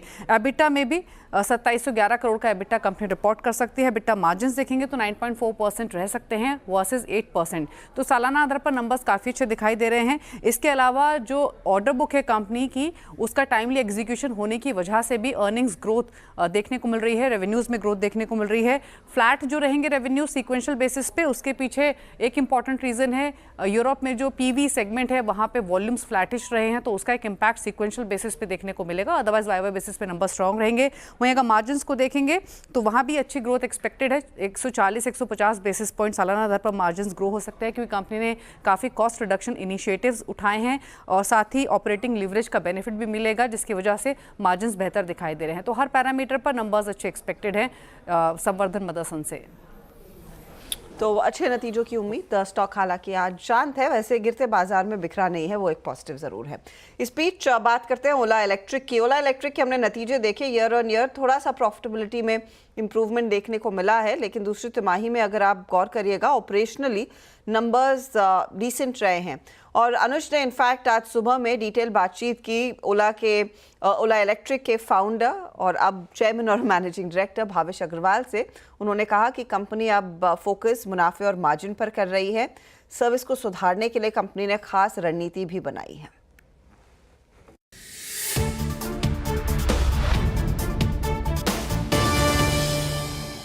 क्यों ओला इलेक्ट्रिक के दूसरी तिमाही के नंबर्स आए हैं। दूसरी तिमाही के नंबर्स ऑपरेशनली थोड़े से बेटर हैं। कंपनी के नतीजे और आउटलुक पर बात करने के लिए हमारे साथ कंपनी के चेयरमैन और एमडी भावेश अग्रवाल जुड़ गए हैं। भावेश जी, क्लियरली इंप्रूवमेंट तो है आपके नंबर्स में, ऑपरेशनल नंबर्स में, लेकिन मार्केट का सवाल यही है कि एबिटा लेवल पर ब्रेक इवन कब अचीव होगा। Q2 में जो हमारे रिजल्ट्स आए हैं उसमें 2 और 3 की हाइलाइट्स हैं। सबसे पहले तो कि जो ये इंडिया का ईवी ट्रांजिशन है, ये इसके फंडामेंटल्स बहुत ही स्ट्रांग हैं कि ईवी मार्केट में पेनिट्रेशन बहुत बढ़ रही है। स्कूटर्स में तो 20-22% हो गया है और छोटे छोटे शहरों में अब पेनिट्रेशन जा रहा है। तो इंडिया का जो ईवी जर्नी है, दिस इज नाउ इन्फ्लेक्टिंग एंड हम सबसे बड़ी कंपनी है ईवी में, हम लीडर हैं। तो हमारा फोकस है कि हम ये इन्फ्लेक्शन को लीड करें और प्रॉफिटेबिलिटी के साथ ये इन्फ्लेक्शन डिलीवर करें। तो आपने देखा होगा ईयर ऑन ईयर हमारी प्रॉफिटेबिलिटी में काफी इंप्रूवमेंट हुआ है और ग्रोस मार्जिन स्पेशली हर क्वार्टर इंप्रूव हो रहा है हमारा। एंड ग्रोस मार्जिन को इंप्रूव करने के लिए हमारा फोकस है mainly technology and manufacturing vertical integration. तो हमारा जो जेन 3 प्लेटफॉर्म है, जिससे अगले 12 महीने में अबाउट 20% और ग्रोस मार्जिन इंप्रूव होगा, ये अगले क्वार्टर से हमारा कस्टमर्स को डिलीवर होना शुरू होगा और इससे फर्दर 20% का ग्रोस मार्जिन इंप्रूवमेंट होगा। इसके साथ साथ हमारा और भी फोकस रहा है कि हमारे ऑपरेटिंग एक्सपेंसेस फ्लैट रहें या फिर थोड़े डाउन जाएं, ताकि वॉल्यूम के साथ साथ ऑपरेटिंग लेवरेज बढ़े और प्रॉफिटेबिलिटी बढ़े। तो अगले 2 क्वार्टर में इन Q3 और also Q4 I think street को थोड़ा अच्छा पॉजिटिव सरप्राइज देंगे हम ऑन प्रॉफिटेबिलिटी। अच्छा, अब आते हैं एक इम्पॉर्टेंट इशू पर जो आपका थोड़ा सा एक पेन पॉइंट रहा है, सर्विस इशू वाला। क्योंकि सितंबर में एक इशू हुआ था जब एक कस्टमर ने एक बाइक को जला भी दिया था, क्योंकि उनका जो इशू था वो रिजॉल्व नहीं हो रहा था। इस पर आपने क्या प्रोग्रेस की है अब?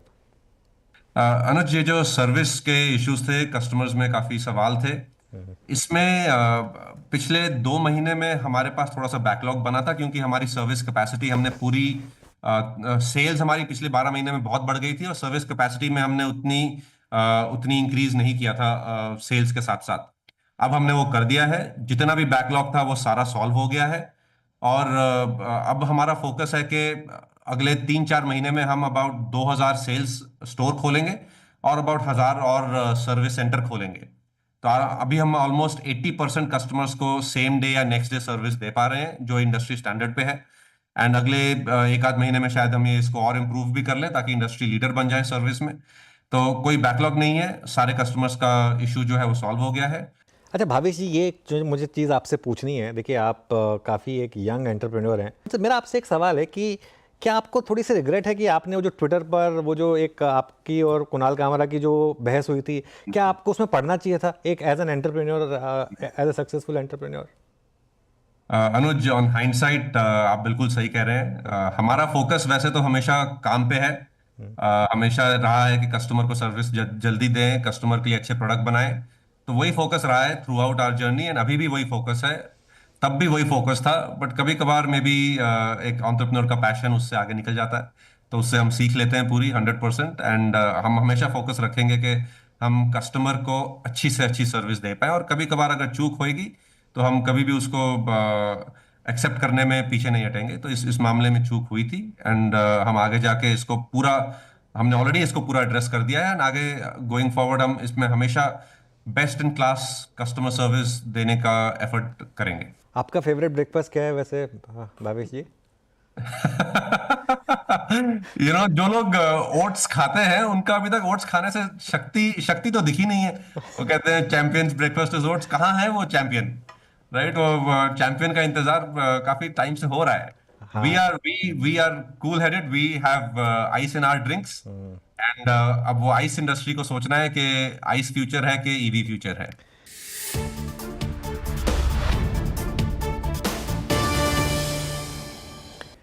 ओके, तो चलिए, खैर ये थे भावेश अग्रवाल, और एक चीज़ मानी उन्होंने कि भाई हाँ ठीक है, वो सर्विस वाला इशू था और उस पर शायद उनको उस ट्विटर के झमेले में पड़ना नहीं चाहिए था, लेकिन अब सर्विस इश्यूज़ पर काम हो रहा है, तो देखते हैं मार्केट किस तरीके से खुलता है। आज तो मार्केट ने इन्हें रिवॉर्ड किया। एक ब्रेक लेंगे, उसके बाद बिग मार्केट वर्सेस में हमारे साथ कोटक AMC के CIO इक्विटी हर्षा उपाध्याय जुड़ेंगे।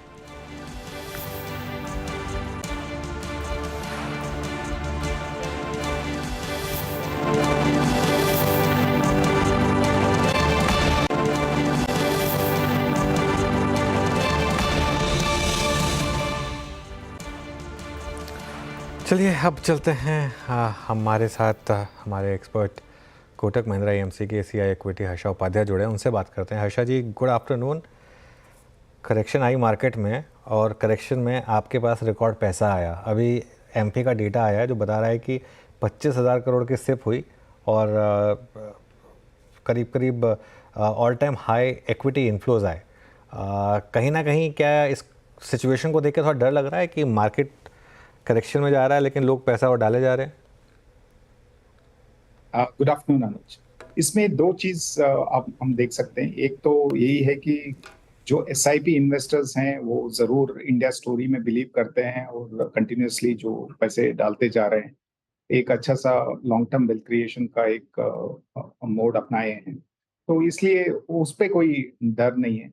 लेकिन जरूर ये भी लगता है कि जो लमसम पैसा आ रहा है, बहुत सारे NFOs में जो पैसा आ रहा है, तो हर एक NFO का जो एक्सपीरियंस रहेगा, इन्वेस्टर एक्सपीरियंस, वो जरूरी नहीं है कि एक यूनिफॉर्म तरीके से अच्छा ही रहे, क्योंकि काफी सारे थीम्स हैं, अलग अलग थीम्स हैं। तो हो सकता है कि वहाँ पे थोड़ा बहुत जो इन्वेस्टर एक्सपीरियंस रहे वो जो डाइवर्सिफाइड फंड्स में जो होता है उतना शायद ना हो, अच्छा ना हो।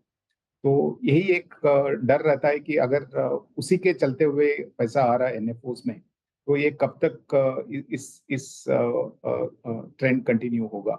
लेकिन वही जगह पे अगर आप SIP को एनालाइज करते हैं तो वहाँ पे कोई भी ऐसा बड़ा चेंज इन ट्रेंड दिखाई नहीं दे रहा है।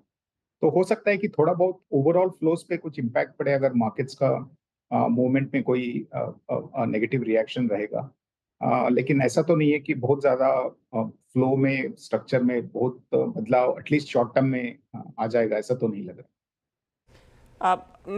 ये मैं आपसे अगला सवाल पूछूं उससे पहले UPL का स्टॉक एक बार मैं स्क्रीन पर रखना चाहती हूँ, क्योंकि नंबर्स आ चुके हैं और जिस बात का डर था वो वही हुआ है कि लॉस आया, लगभग 443 करोड़ का लॉस इनफैक्ट काफ़ी बढ़ गया है, और रेवेन्यू फ्लैट है, 9% की ग्रोथ, EBITDA 2% ही बढ़ पाया, मार्जिन्स कॉन्ट्रैक्ट हुए हैं, इसीलिए शायद सुबह से ही स्टॉक कमज़ोर और इस समय भी करीब 7-7.5% तक का एक नॉक बनता दिखाई दिया है। ये एग्री केमिकल साइड को लेकर बड़ी चिंता उभर कर आई है। आरती इंडस्ट्रीज ने भी अपनी कमेंट्री में यही कहा था हर्षा जी कि देखिए एग्रो केमिकल में आउटलुक ग्लोबली थोड़ा सा फीका है। ये क्या एक वरी फैक्टर रहेगा जहां पर हम एक तरफ वो अच्छी खासी China +1 स्टोरी खेल चुके हैं, लेकिन बाकी केमिकल कंपनियों में जिनका बड़ा फोकस एग्रो केमिकल पर है उसमें ग्लोबल इन्वेंट्री पाइलअप की दिक्कतें अभी भी परसिस्ट कर रही हैं?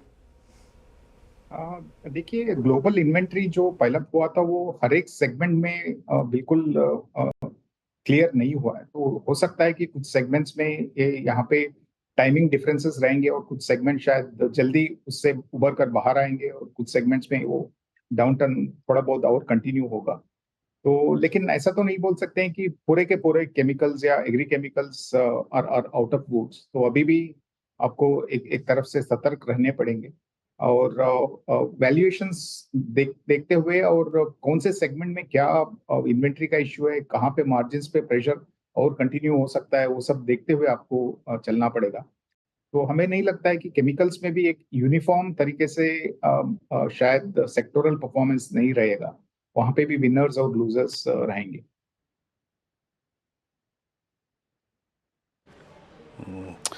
जैसे अनुज जी ने कहा था कि हर्षा जी पैसा खूब आ रहा है, आपके चेहरे पे सबसे पहले मुस्कुराहट आई, पर नया पैसा डिप्लॉय करना इस वक्त सबसे बड़ा चैलेंज है।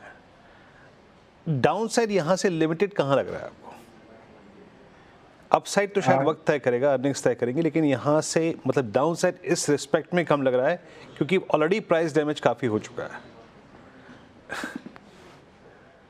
देखिए, अगर लार्ज कैप वैल्यूएशंस को देखते हैं तो फर्स्ट ऑफ ऑल वो इतने महंगे नहीं हुए थे जितने मिड एंड स्मॉल कैप्स महंगे हुए हैं या हुए थे। तो और वहाँ पे करीब करीब 7 से 8% का फॉल भी आया है पीक से। तो वहाँ पे एक तरफ से हम बोल सकते हैं कि हम लॉन्ग टर्म एवरेज के नज़दीक आ चुके हैं। ऐसा तो नहीं बोल सकते कि उसके नीचे नहीं जाएगा, जा भी सकता है, लेकिन ब्रॉडली अगर आप कोई लॉन्ग टर्म इन्वेस्टमेंट सोच रहे हैं तो ये बुरा वक्त नहीं है जहाँ पे आप एक लमसम भी आप लार्ज कैप में डालते हैं तो ऐसा कोई बहुत बड़ा वैल्यूएशन रिस्क नहीं दिखाई देता है। और विद इन लार्ज कैप्स हमें लगता है कि बैंकिंग क्षेत्र में जरूर वैल्यूएशन कंफर्ट है। शॉर्ट टर्म फंडामेंटल शायद इतने अच्छे नहीं है और काफी सारा इसके बारे में डिस्कशंस भी हो चुका है काफी सारे प्लेटफॉर्म्स पे और हर जगह पे, और जैसे नतीजे आए उसमें से भी उभर के आ रहा है। लेकिन एक तरफ से जो वैल्यूएशन रिस्क हो सकता था वो शायद ऑलरेडी प्राइस्ड इन है। तो हमें लगता है कि ओवरऑल अगर आप मार्केट कैप सेगमेंट्स को देखेंगे तो लार्ज कैप सेगमेंट में वैल्यूएशन रिस्क कम है, और विद इन लार्ज कैप्स हमें लगता है कि बैंकिंग सेक्टर में वैल्यूएशन रिस्क कम।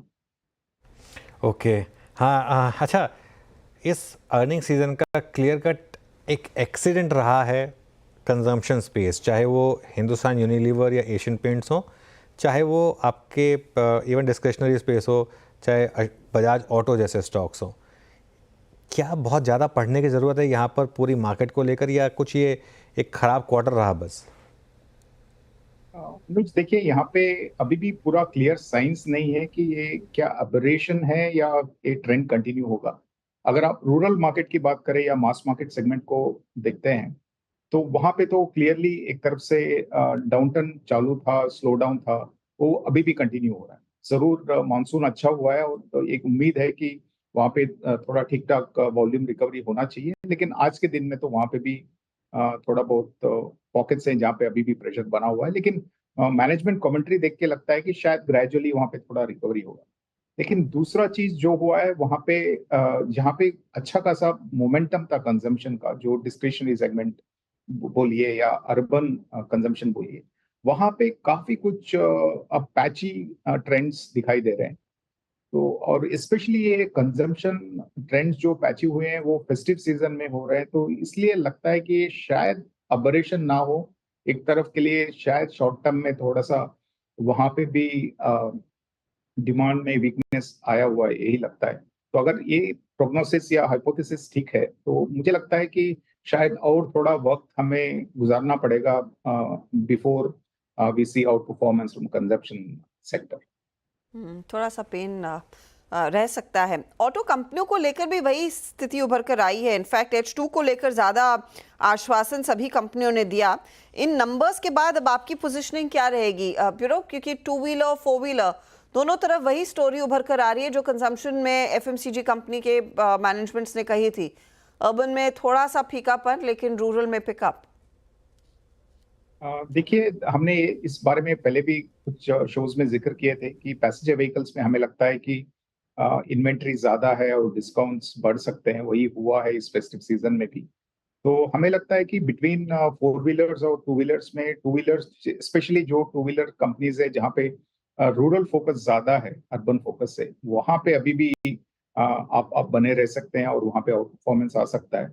लेकिन एज ए सेक्टर ऑटोमोबाइल का जो आउट परफॉर्मेंस था पिछले 2 साल में, वो शायद कुछ आगे 1-2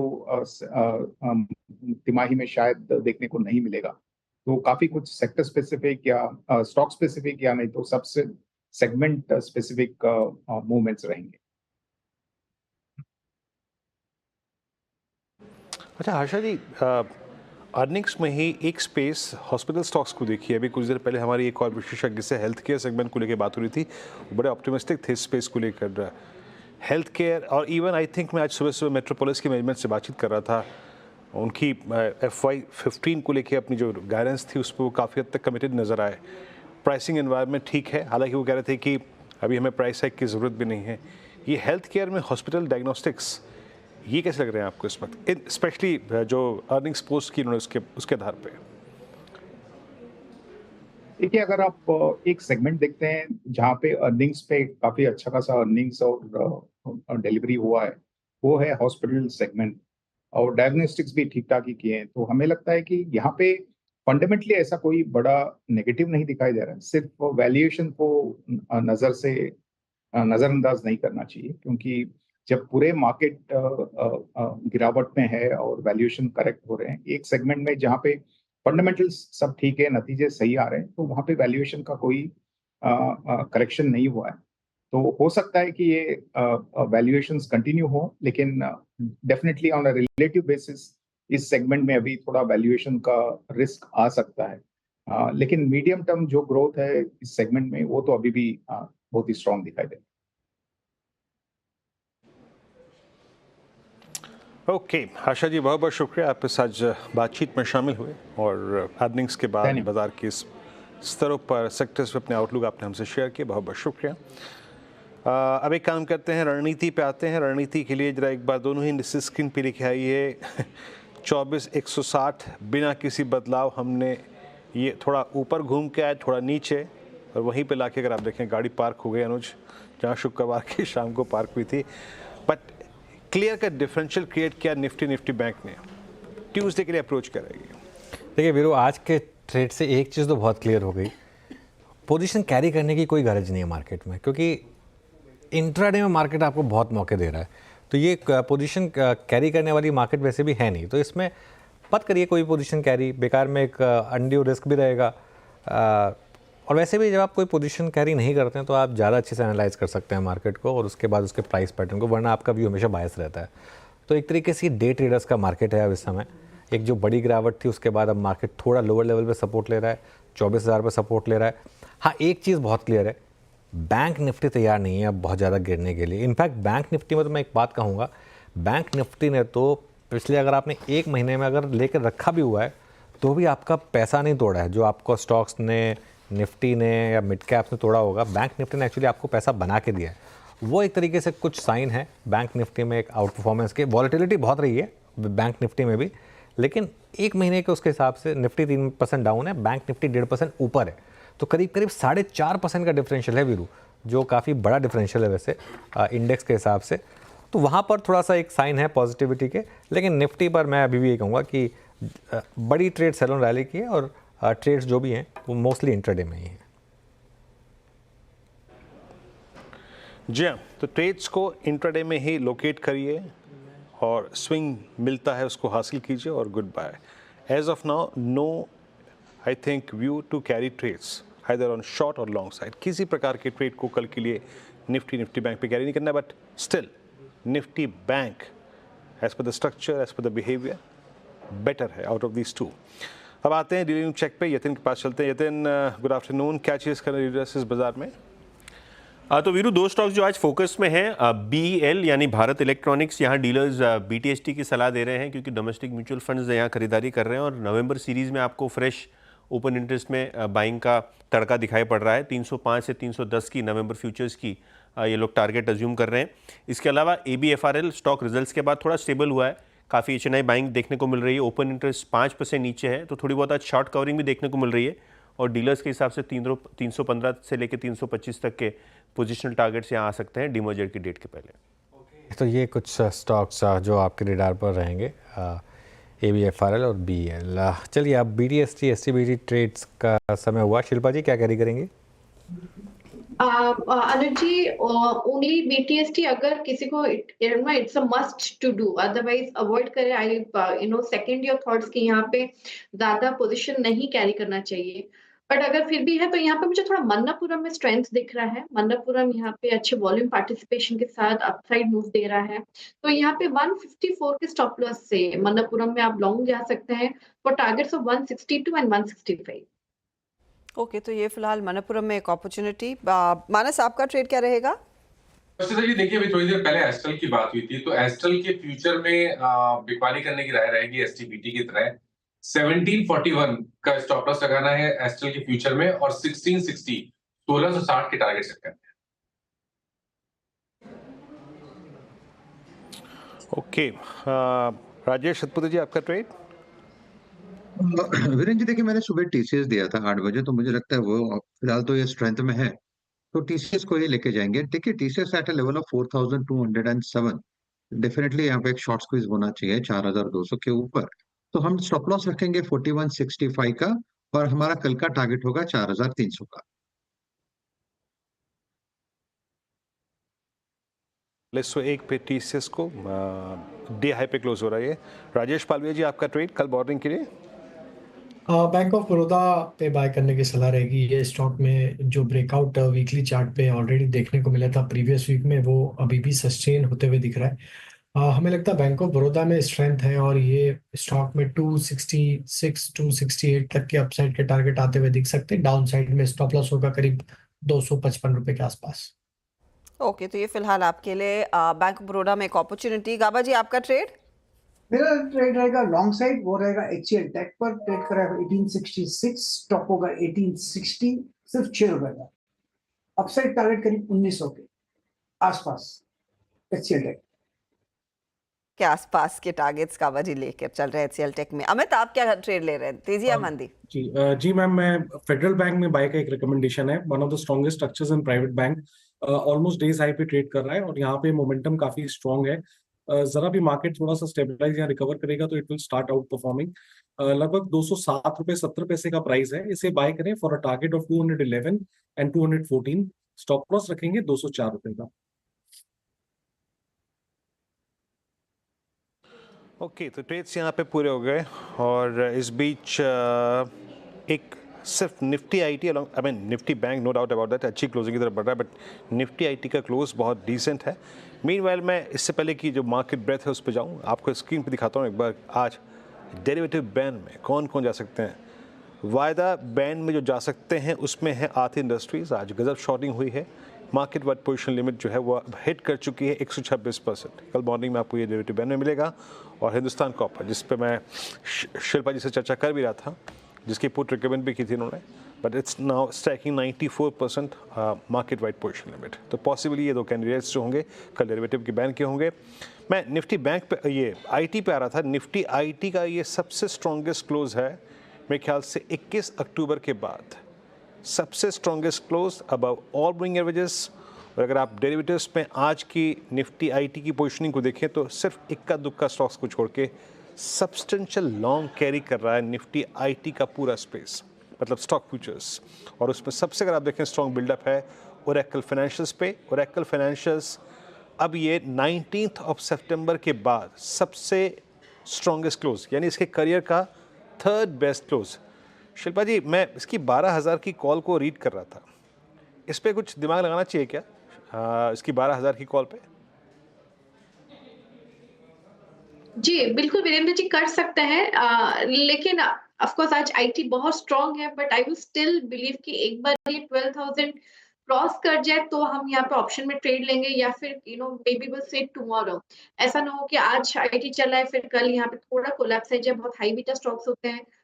यहाँ पे I would prefer taking a trade tomorrow.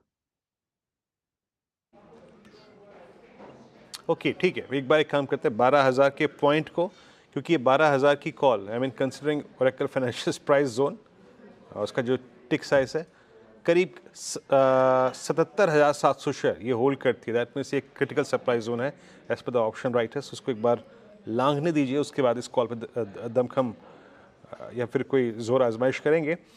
मीनवेल आपकी स्क्रीन पे मार्केट ब्रेथ आएगी। आपकी स्क्रीन पे मार्केट ब्रेथ क्या कह रही है? निफ्टी जब 11 अंक नीचे है, निफ्टी आईटी करीब 550 अंक ऊपर है, निफ्टी बैंक करीब 300 अंक ऊपर है, तो ये मार्केट ब्रेथ आपकी स्क्रीन पे आएगी। लॉन्ग शॉर्ट, लॉन्ग अनवाइंडिंग और शॉर्ट कवरिंग, ये स्टैट्स क्या कह रहे हैं? 33 लॉन्ग्स, 21 में शॉर्ट कवरिंग और 98 में शॉर्ट और करीब करीब 27 में लॉन्ग अनवाइंडिंग आते हैं। इस सीक्वेंस को जरा रीड करने की कोशिश करते हैं। No doubt about that, I think Biocon, PFC, RAC, power grid, आज पीएसयूज में अगर आप देखें पीएफसी आरएसी का कॉम्बिनेशन हिट था। उसके बाद शॉर्ट कवरिंग में Info Edge, Manappuram finance, MRF, ABB, United spirits ने आज एक अच्छा क्लोज दिया, हालांकि एक क्रिटिकल एवरेज के नीचे स्टिल ये क्लोज। और एशियन पेंट्स आज का अर्निंग डिजास्टर लगभग 8% नीचे। यूपीएल, आरती इंडस्ट्रीज, ब्रिटानिया, अतुल लिमिटेड सब में काफ़ी शॉर्टिंग हुई आज। और उसके बाद आएगी आपकी लॉन्ग अनवाइंडिंग की स्लाइड। नवीन फ्लोरिन कोलैप्स हो गया, कंप्लीटली कोलैप्स हो गया। कल तक का सबसे strongest structure then Aurobindo pharma, JSPL, Ipca lab, RBL. आज पूरे के पूरे मेटल्स बास्केट में काफ़ी शॉर्टिंग हुई है हायर लेवल से। निफ्टी मेटल इंडेक्स कोलैप्स हुआ। और एक स्टॉक और आपको रखूंगा आपकी स्क्रीन पे। आई थिंक अर्निंग्स के बाद अपोलो क्या भागा था, मतलब क्या शानदार मूव था शुक्रवार तक। शुक्रवार को इसने ऑल टाइम हाई क्रिएट किया करीब 7568 का, और आज कोलैप्स हो गया। बट स्टिल क्लोज 10 डे के ऊपर है। मानस, लॉजिकली क्या आपको एग्जिट करना चाहिए यहाँ पे अपनी लॉन्ग पोजीशन से, अगर आपकी थोड़ी एग्रेसिव पोजीशनिंग है अपोलो पे? तो देखिए आज 20 डे और 10 डे मूविंग एवरेज के ऊपर की क्लोजिंग देखने को मिलेगी। मेरे ख्याल से एक स्टॉप लॉस लगा लें। 50 डे मूविंग एवरेज के नीचे स्टॉप लॉस लगा के पोजीशन को होल्ड करना चाहिए 69 64।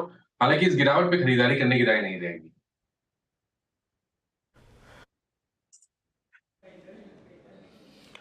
अपोलो हॉस्पिटल्स आपकी स्क्रीन पे 7155 पे फिर भी एक डिसेंट क्लोज की तरफ बढ़ रहा है। और मैं जिस स्टॉक की बात कर रहा था आज दोपहर में, जिस अर्निंग को लेकर मैं बातचीत कर रहा था आज मेट्रोपोलिस की मैनेजमेंट से, नंबर्स की बात, क्या शानदार क्लोज 2162 पे अपने लास्ट एवरेज ऑलमोस्ट मेट्रोपोलिस उसको हिट करता हुआ। राजेश पालवे जी, इसका क्लोज कैसा लग रहा है आपको? और आपको लग रहा है कि एक अर्निंग्स का सपोर्ट मिल गया, हमारे पास स्ट्रॉन्ग बेस बिल्डिंग है, 23 अक्टूबर से लेकर जो चली आ रही रेंज थी उसको इसने होल्ड किया है, एक ब्रेक थ्रू, एक थ्रेशोल्ड पॉइंट क्या होगा मेट्रोपोलिस के लिए?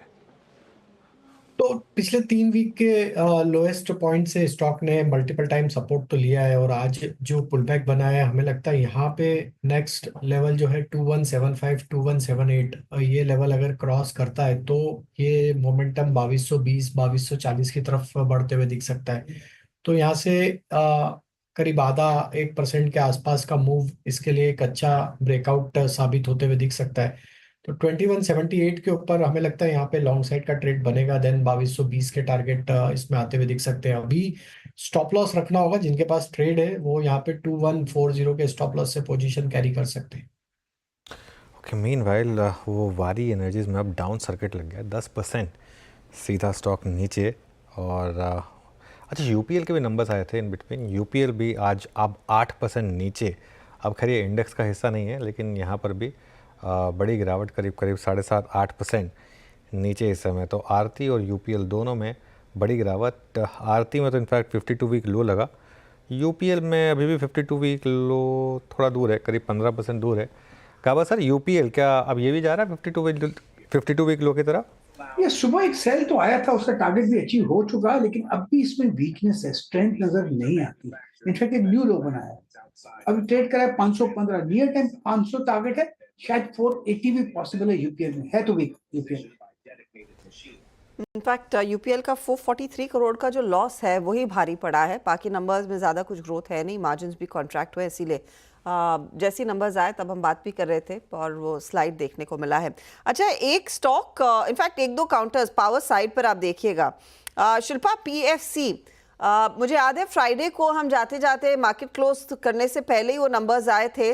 स्टॉक उस दिन थोड़ा सा नर्म था, लेकिन आज गैप अप खुला 475 के आसपास, और उसके बाद इसकी चाल और मजबूत हुई है 481 पर ये। और साथ ही ये पावर ग्रिड में जो थोड़ा सा फॉलो थ्रू मिला, क्या होप है कि आरईसी भी चलेगा?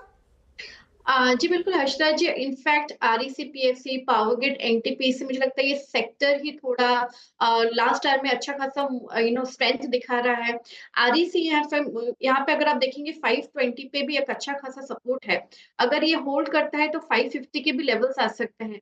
तो यहाँ पे किसी को लॉन्ग जाना है तो आप, क्योंकि थोड़ा लॉट साइज बड़ा है फ्यूचर्स में, तो आप अभी भी कर सकते हैं, या फिर थोड़ा डिक्लाइंस मिले with stop loss, strict stop loss 520, आप यहाँ पे 550 के लेवल्स के लिए डेफिनेटली एक अटेम्प्ट ले सकते हैं। ओके, तो आरईसी एक स्ट्रॉन्ग क्लोज की तरफ बढ़ता हुआ। अच्छा, मेरे स्क्रीन पे एक स्टॉक मैं थोड़ा जाते जाते उसको दिखाता हूँ। Let's take Dabur, it's 52285।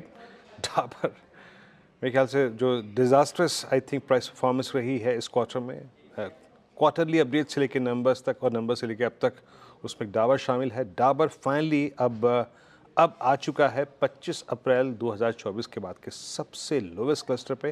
दरअसल मैं जिक्र इसलिए कर रहा हूँ क्योंकि एक फ्लैग का ब्रेकडाउन था इसमें, और वो आज फिर सक्सीड कर गया और काउंटर ऑलमोस्ट वो जो अप्रैल 30 का एक ब्रेकआउट पॉइंट था उसको टच करता हुआ कोलैप्सिंग स्टॉक है ये 523।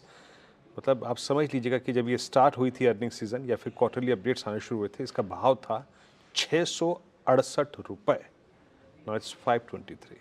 कितना बड़ा प्राइस है। खैर, इस क्लोजिंग को देखने के लिए अनुज के पास चलते हैं बड़ी वॉल पे। अनुज, ओवर टू यू। बिल्कुल वीरू, और चलते हैं मार्केट क्लोजिंग के लिए वॉल पर। एक नथिंग काइंड ऑफ डे, मतलब बेसिकली मार्केट में बस एक चीज़ क्लियर थी कि सेलिंग प्रेशर बहुत ज़बरदस्त था। सिर्फ एक बैंक निफ्टी और निफ्टी आईटी इन्होंने थोड़ा सा बचाया। इनफैक्ट यह बहुत इंटरेस्टिंग है कि निफ्टी बैंक और निफ्टी आईटी दोनों करीब डे हाई पर बंद हो रहे हैं। निफ्टी बैंक 270 पॉइंट ऊपर, निफ्टी आईटी पूरा 1% ऊपर, बावजूद इसके निफ्टी रेड में बंद हो रहा है। और ब्रॉडर मार्केट देखिए क्या कोलैप्स है, 1:2.5 का रेशो इस समय। चलिए बाकी के सेक्टर्स देखते हैं। जैसे मैंने कहा निफ्टी बैंक और निफ्टी आईटी दोनों ग्रीन में, फिर भी निफ्टी रेड में। मिड कैप इंडेक्स में बहुत बड़ी गिरावट, करीब 1% नीचे था। स्मॉल कैप तो 1.25% नीचे था। एडवांस डिक्लाइन काफ़ी ख़राब, 700 बढ़ने वाले शेयर्स, करीब 1750 गिरने वाले शेयर। सेक्टोरल हीट मैप देखते हैं एक बार और उसके बाद निफ्टी के स्टॉक्स पर आएंगे। सेक्टर्स में क्लियरली फार्मा में प्रेशर था, 1% नीचे, औरोबिंदो फार्मा का इम्पैक्ट था शायद ये। एफएमसीजी में तो एशियन पेंट्स का इम्पैक्ट, मेटल्स नीचे थे, ऑयल एंड गैस नीचे था, रिलायंस का इम्पैक्ट यहाँ, autos, capital goods index, real estate, सब में गिरावट दिखाई दी। तेज़ी कहाँ पर थी? बैंक्स और फाइनेंशियल सर्विसेज में और आईटी में। तो क्लियरली ये दो सेक्टर्स थे जहाँ पर थोड़ी सी रैली आई। चलिए अब निफ्टी का हीट मैप देखते हैं और आज का clear cut accident of the day था एशियन पेंट्स 8% नीचे, ब्रिटानिया 5% नीचे, Apollo hospital, Cipla, ONGC, Bajaj finance, Mahindra and Mahindra, Tata steel, काफ़ी स्टॉक्स हैं जहाँ सेलिंग प्रेशर था। Reliance, Larsen and Toubro, sun pharma, Bharti, ये काफ़ी स्टॉक्स हैं जहाँ पर आपको सेलिंग प्रेशर दिखाई दिया। लेकिन इसके सामने ऊपर क्या था? ट्रेंड में फाइनली बाउंस बैक आया। आईटी स्टॉक्स में शानदार तेज़ी थी, HCL tech, Infosys, tech Mahindra, TCS और कुछ हद तक ICICI बैंक, एक्सिस बैंक और HDFC बैंक में थोड़ा सा मार्केट को संभाला था। लेकिन एक और सत्र जहाँ पर कंजम्पशन थीम ने, आप कह सकते हैं, कमर तोड़ी है बाजार की। 25 पॉइंट नीचे फाइनल क्लोज आ रहा है, जहाँ पर 24,336 तक का हाई निफ्टी ने छुआ था, तो 24,123 पर आज का क्लोज। और साथ ही साथ निफ्टी बैंक भी आपकी स्क्रीन पर लेकर आएंगे। यहाँ पर 250 अंकों की बढ़त पर हम क्लोज दिखा रहे हैं। ऑफ कोर्स बड़ा कल्प्रिट आज मिड कैप स्टॉक्स रहे हैं, 500 पॉइंट का नुकसान। चलिए ये रही आपके लिए मार्केट की चाल। शुक्र है इस हफ्ते सिर्फ 4 ट्रेडिंग सेशंस है, अगर यही सिलसिला जारी रहे। बहरहाल अनुज, वीरू और मुझे दीजिए इजाज़त, लेकिन खबरों का सिलसिला CNBC आवाज़ पर जारी रहेगा, तो आप बने रहिएगा। और कल सुबह में हम सब की मुलाकात होगी 6:57 पर। नमस्कार।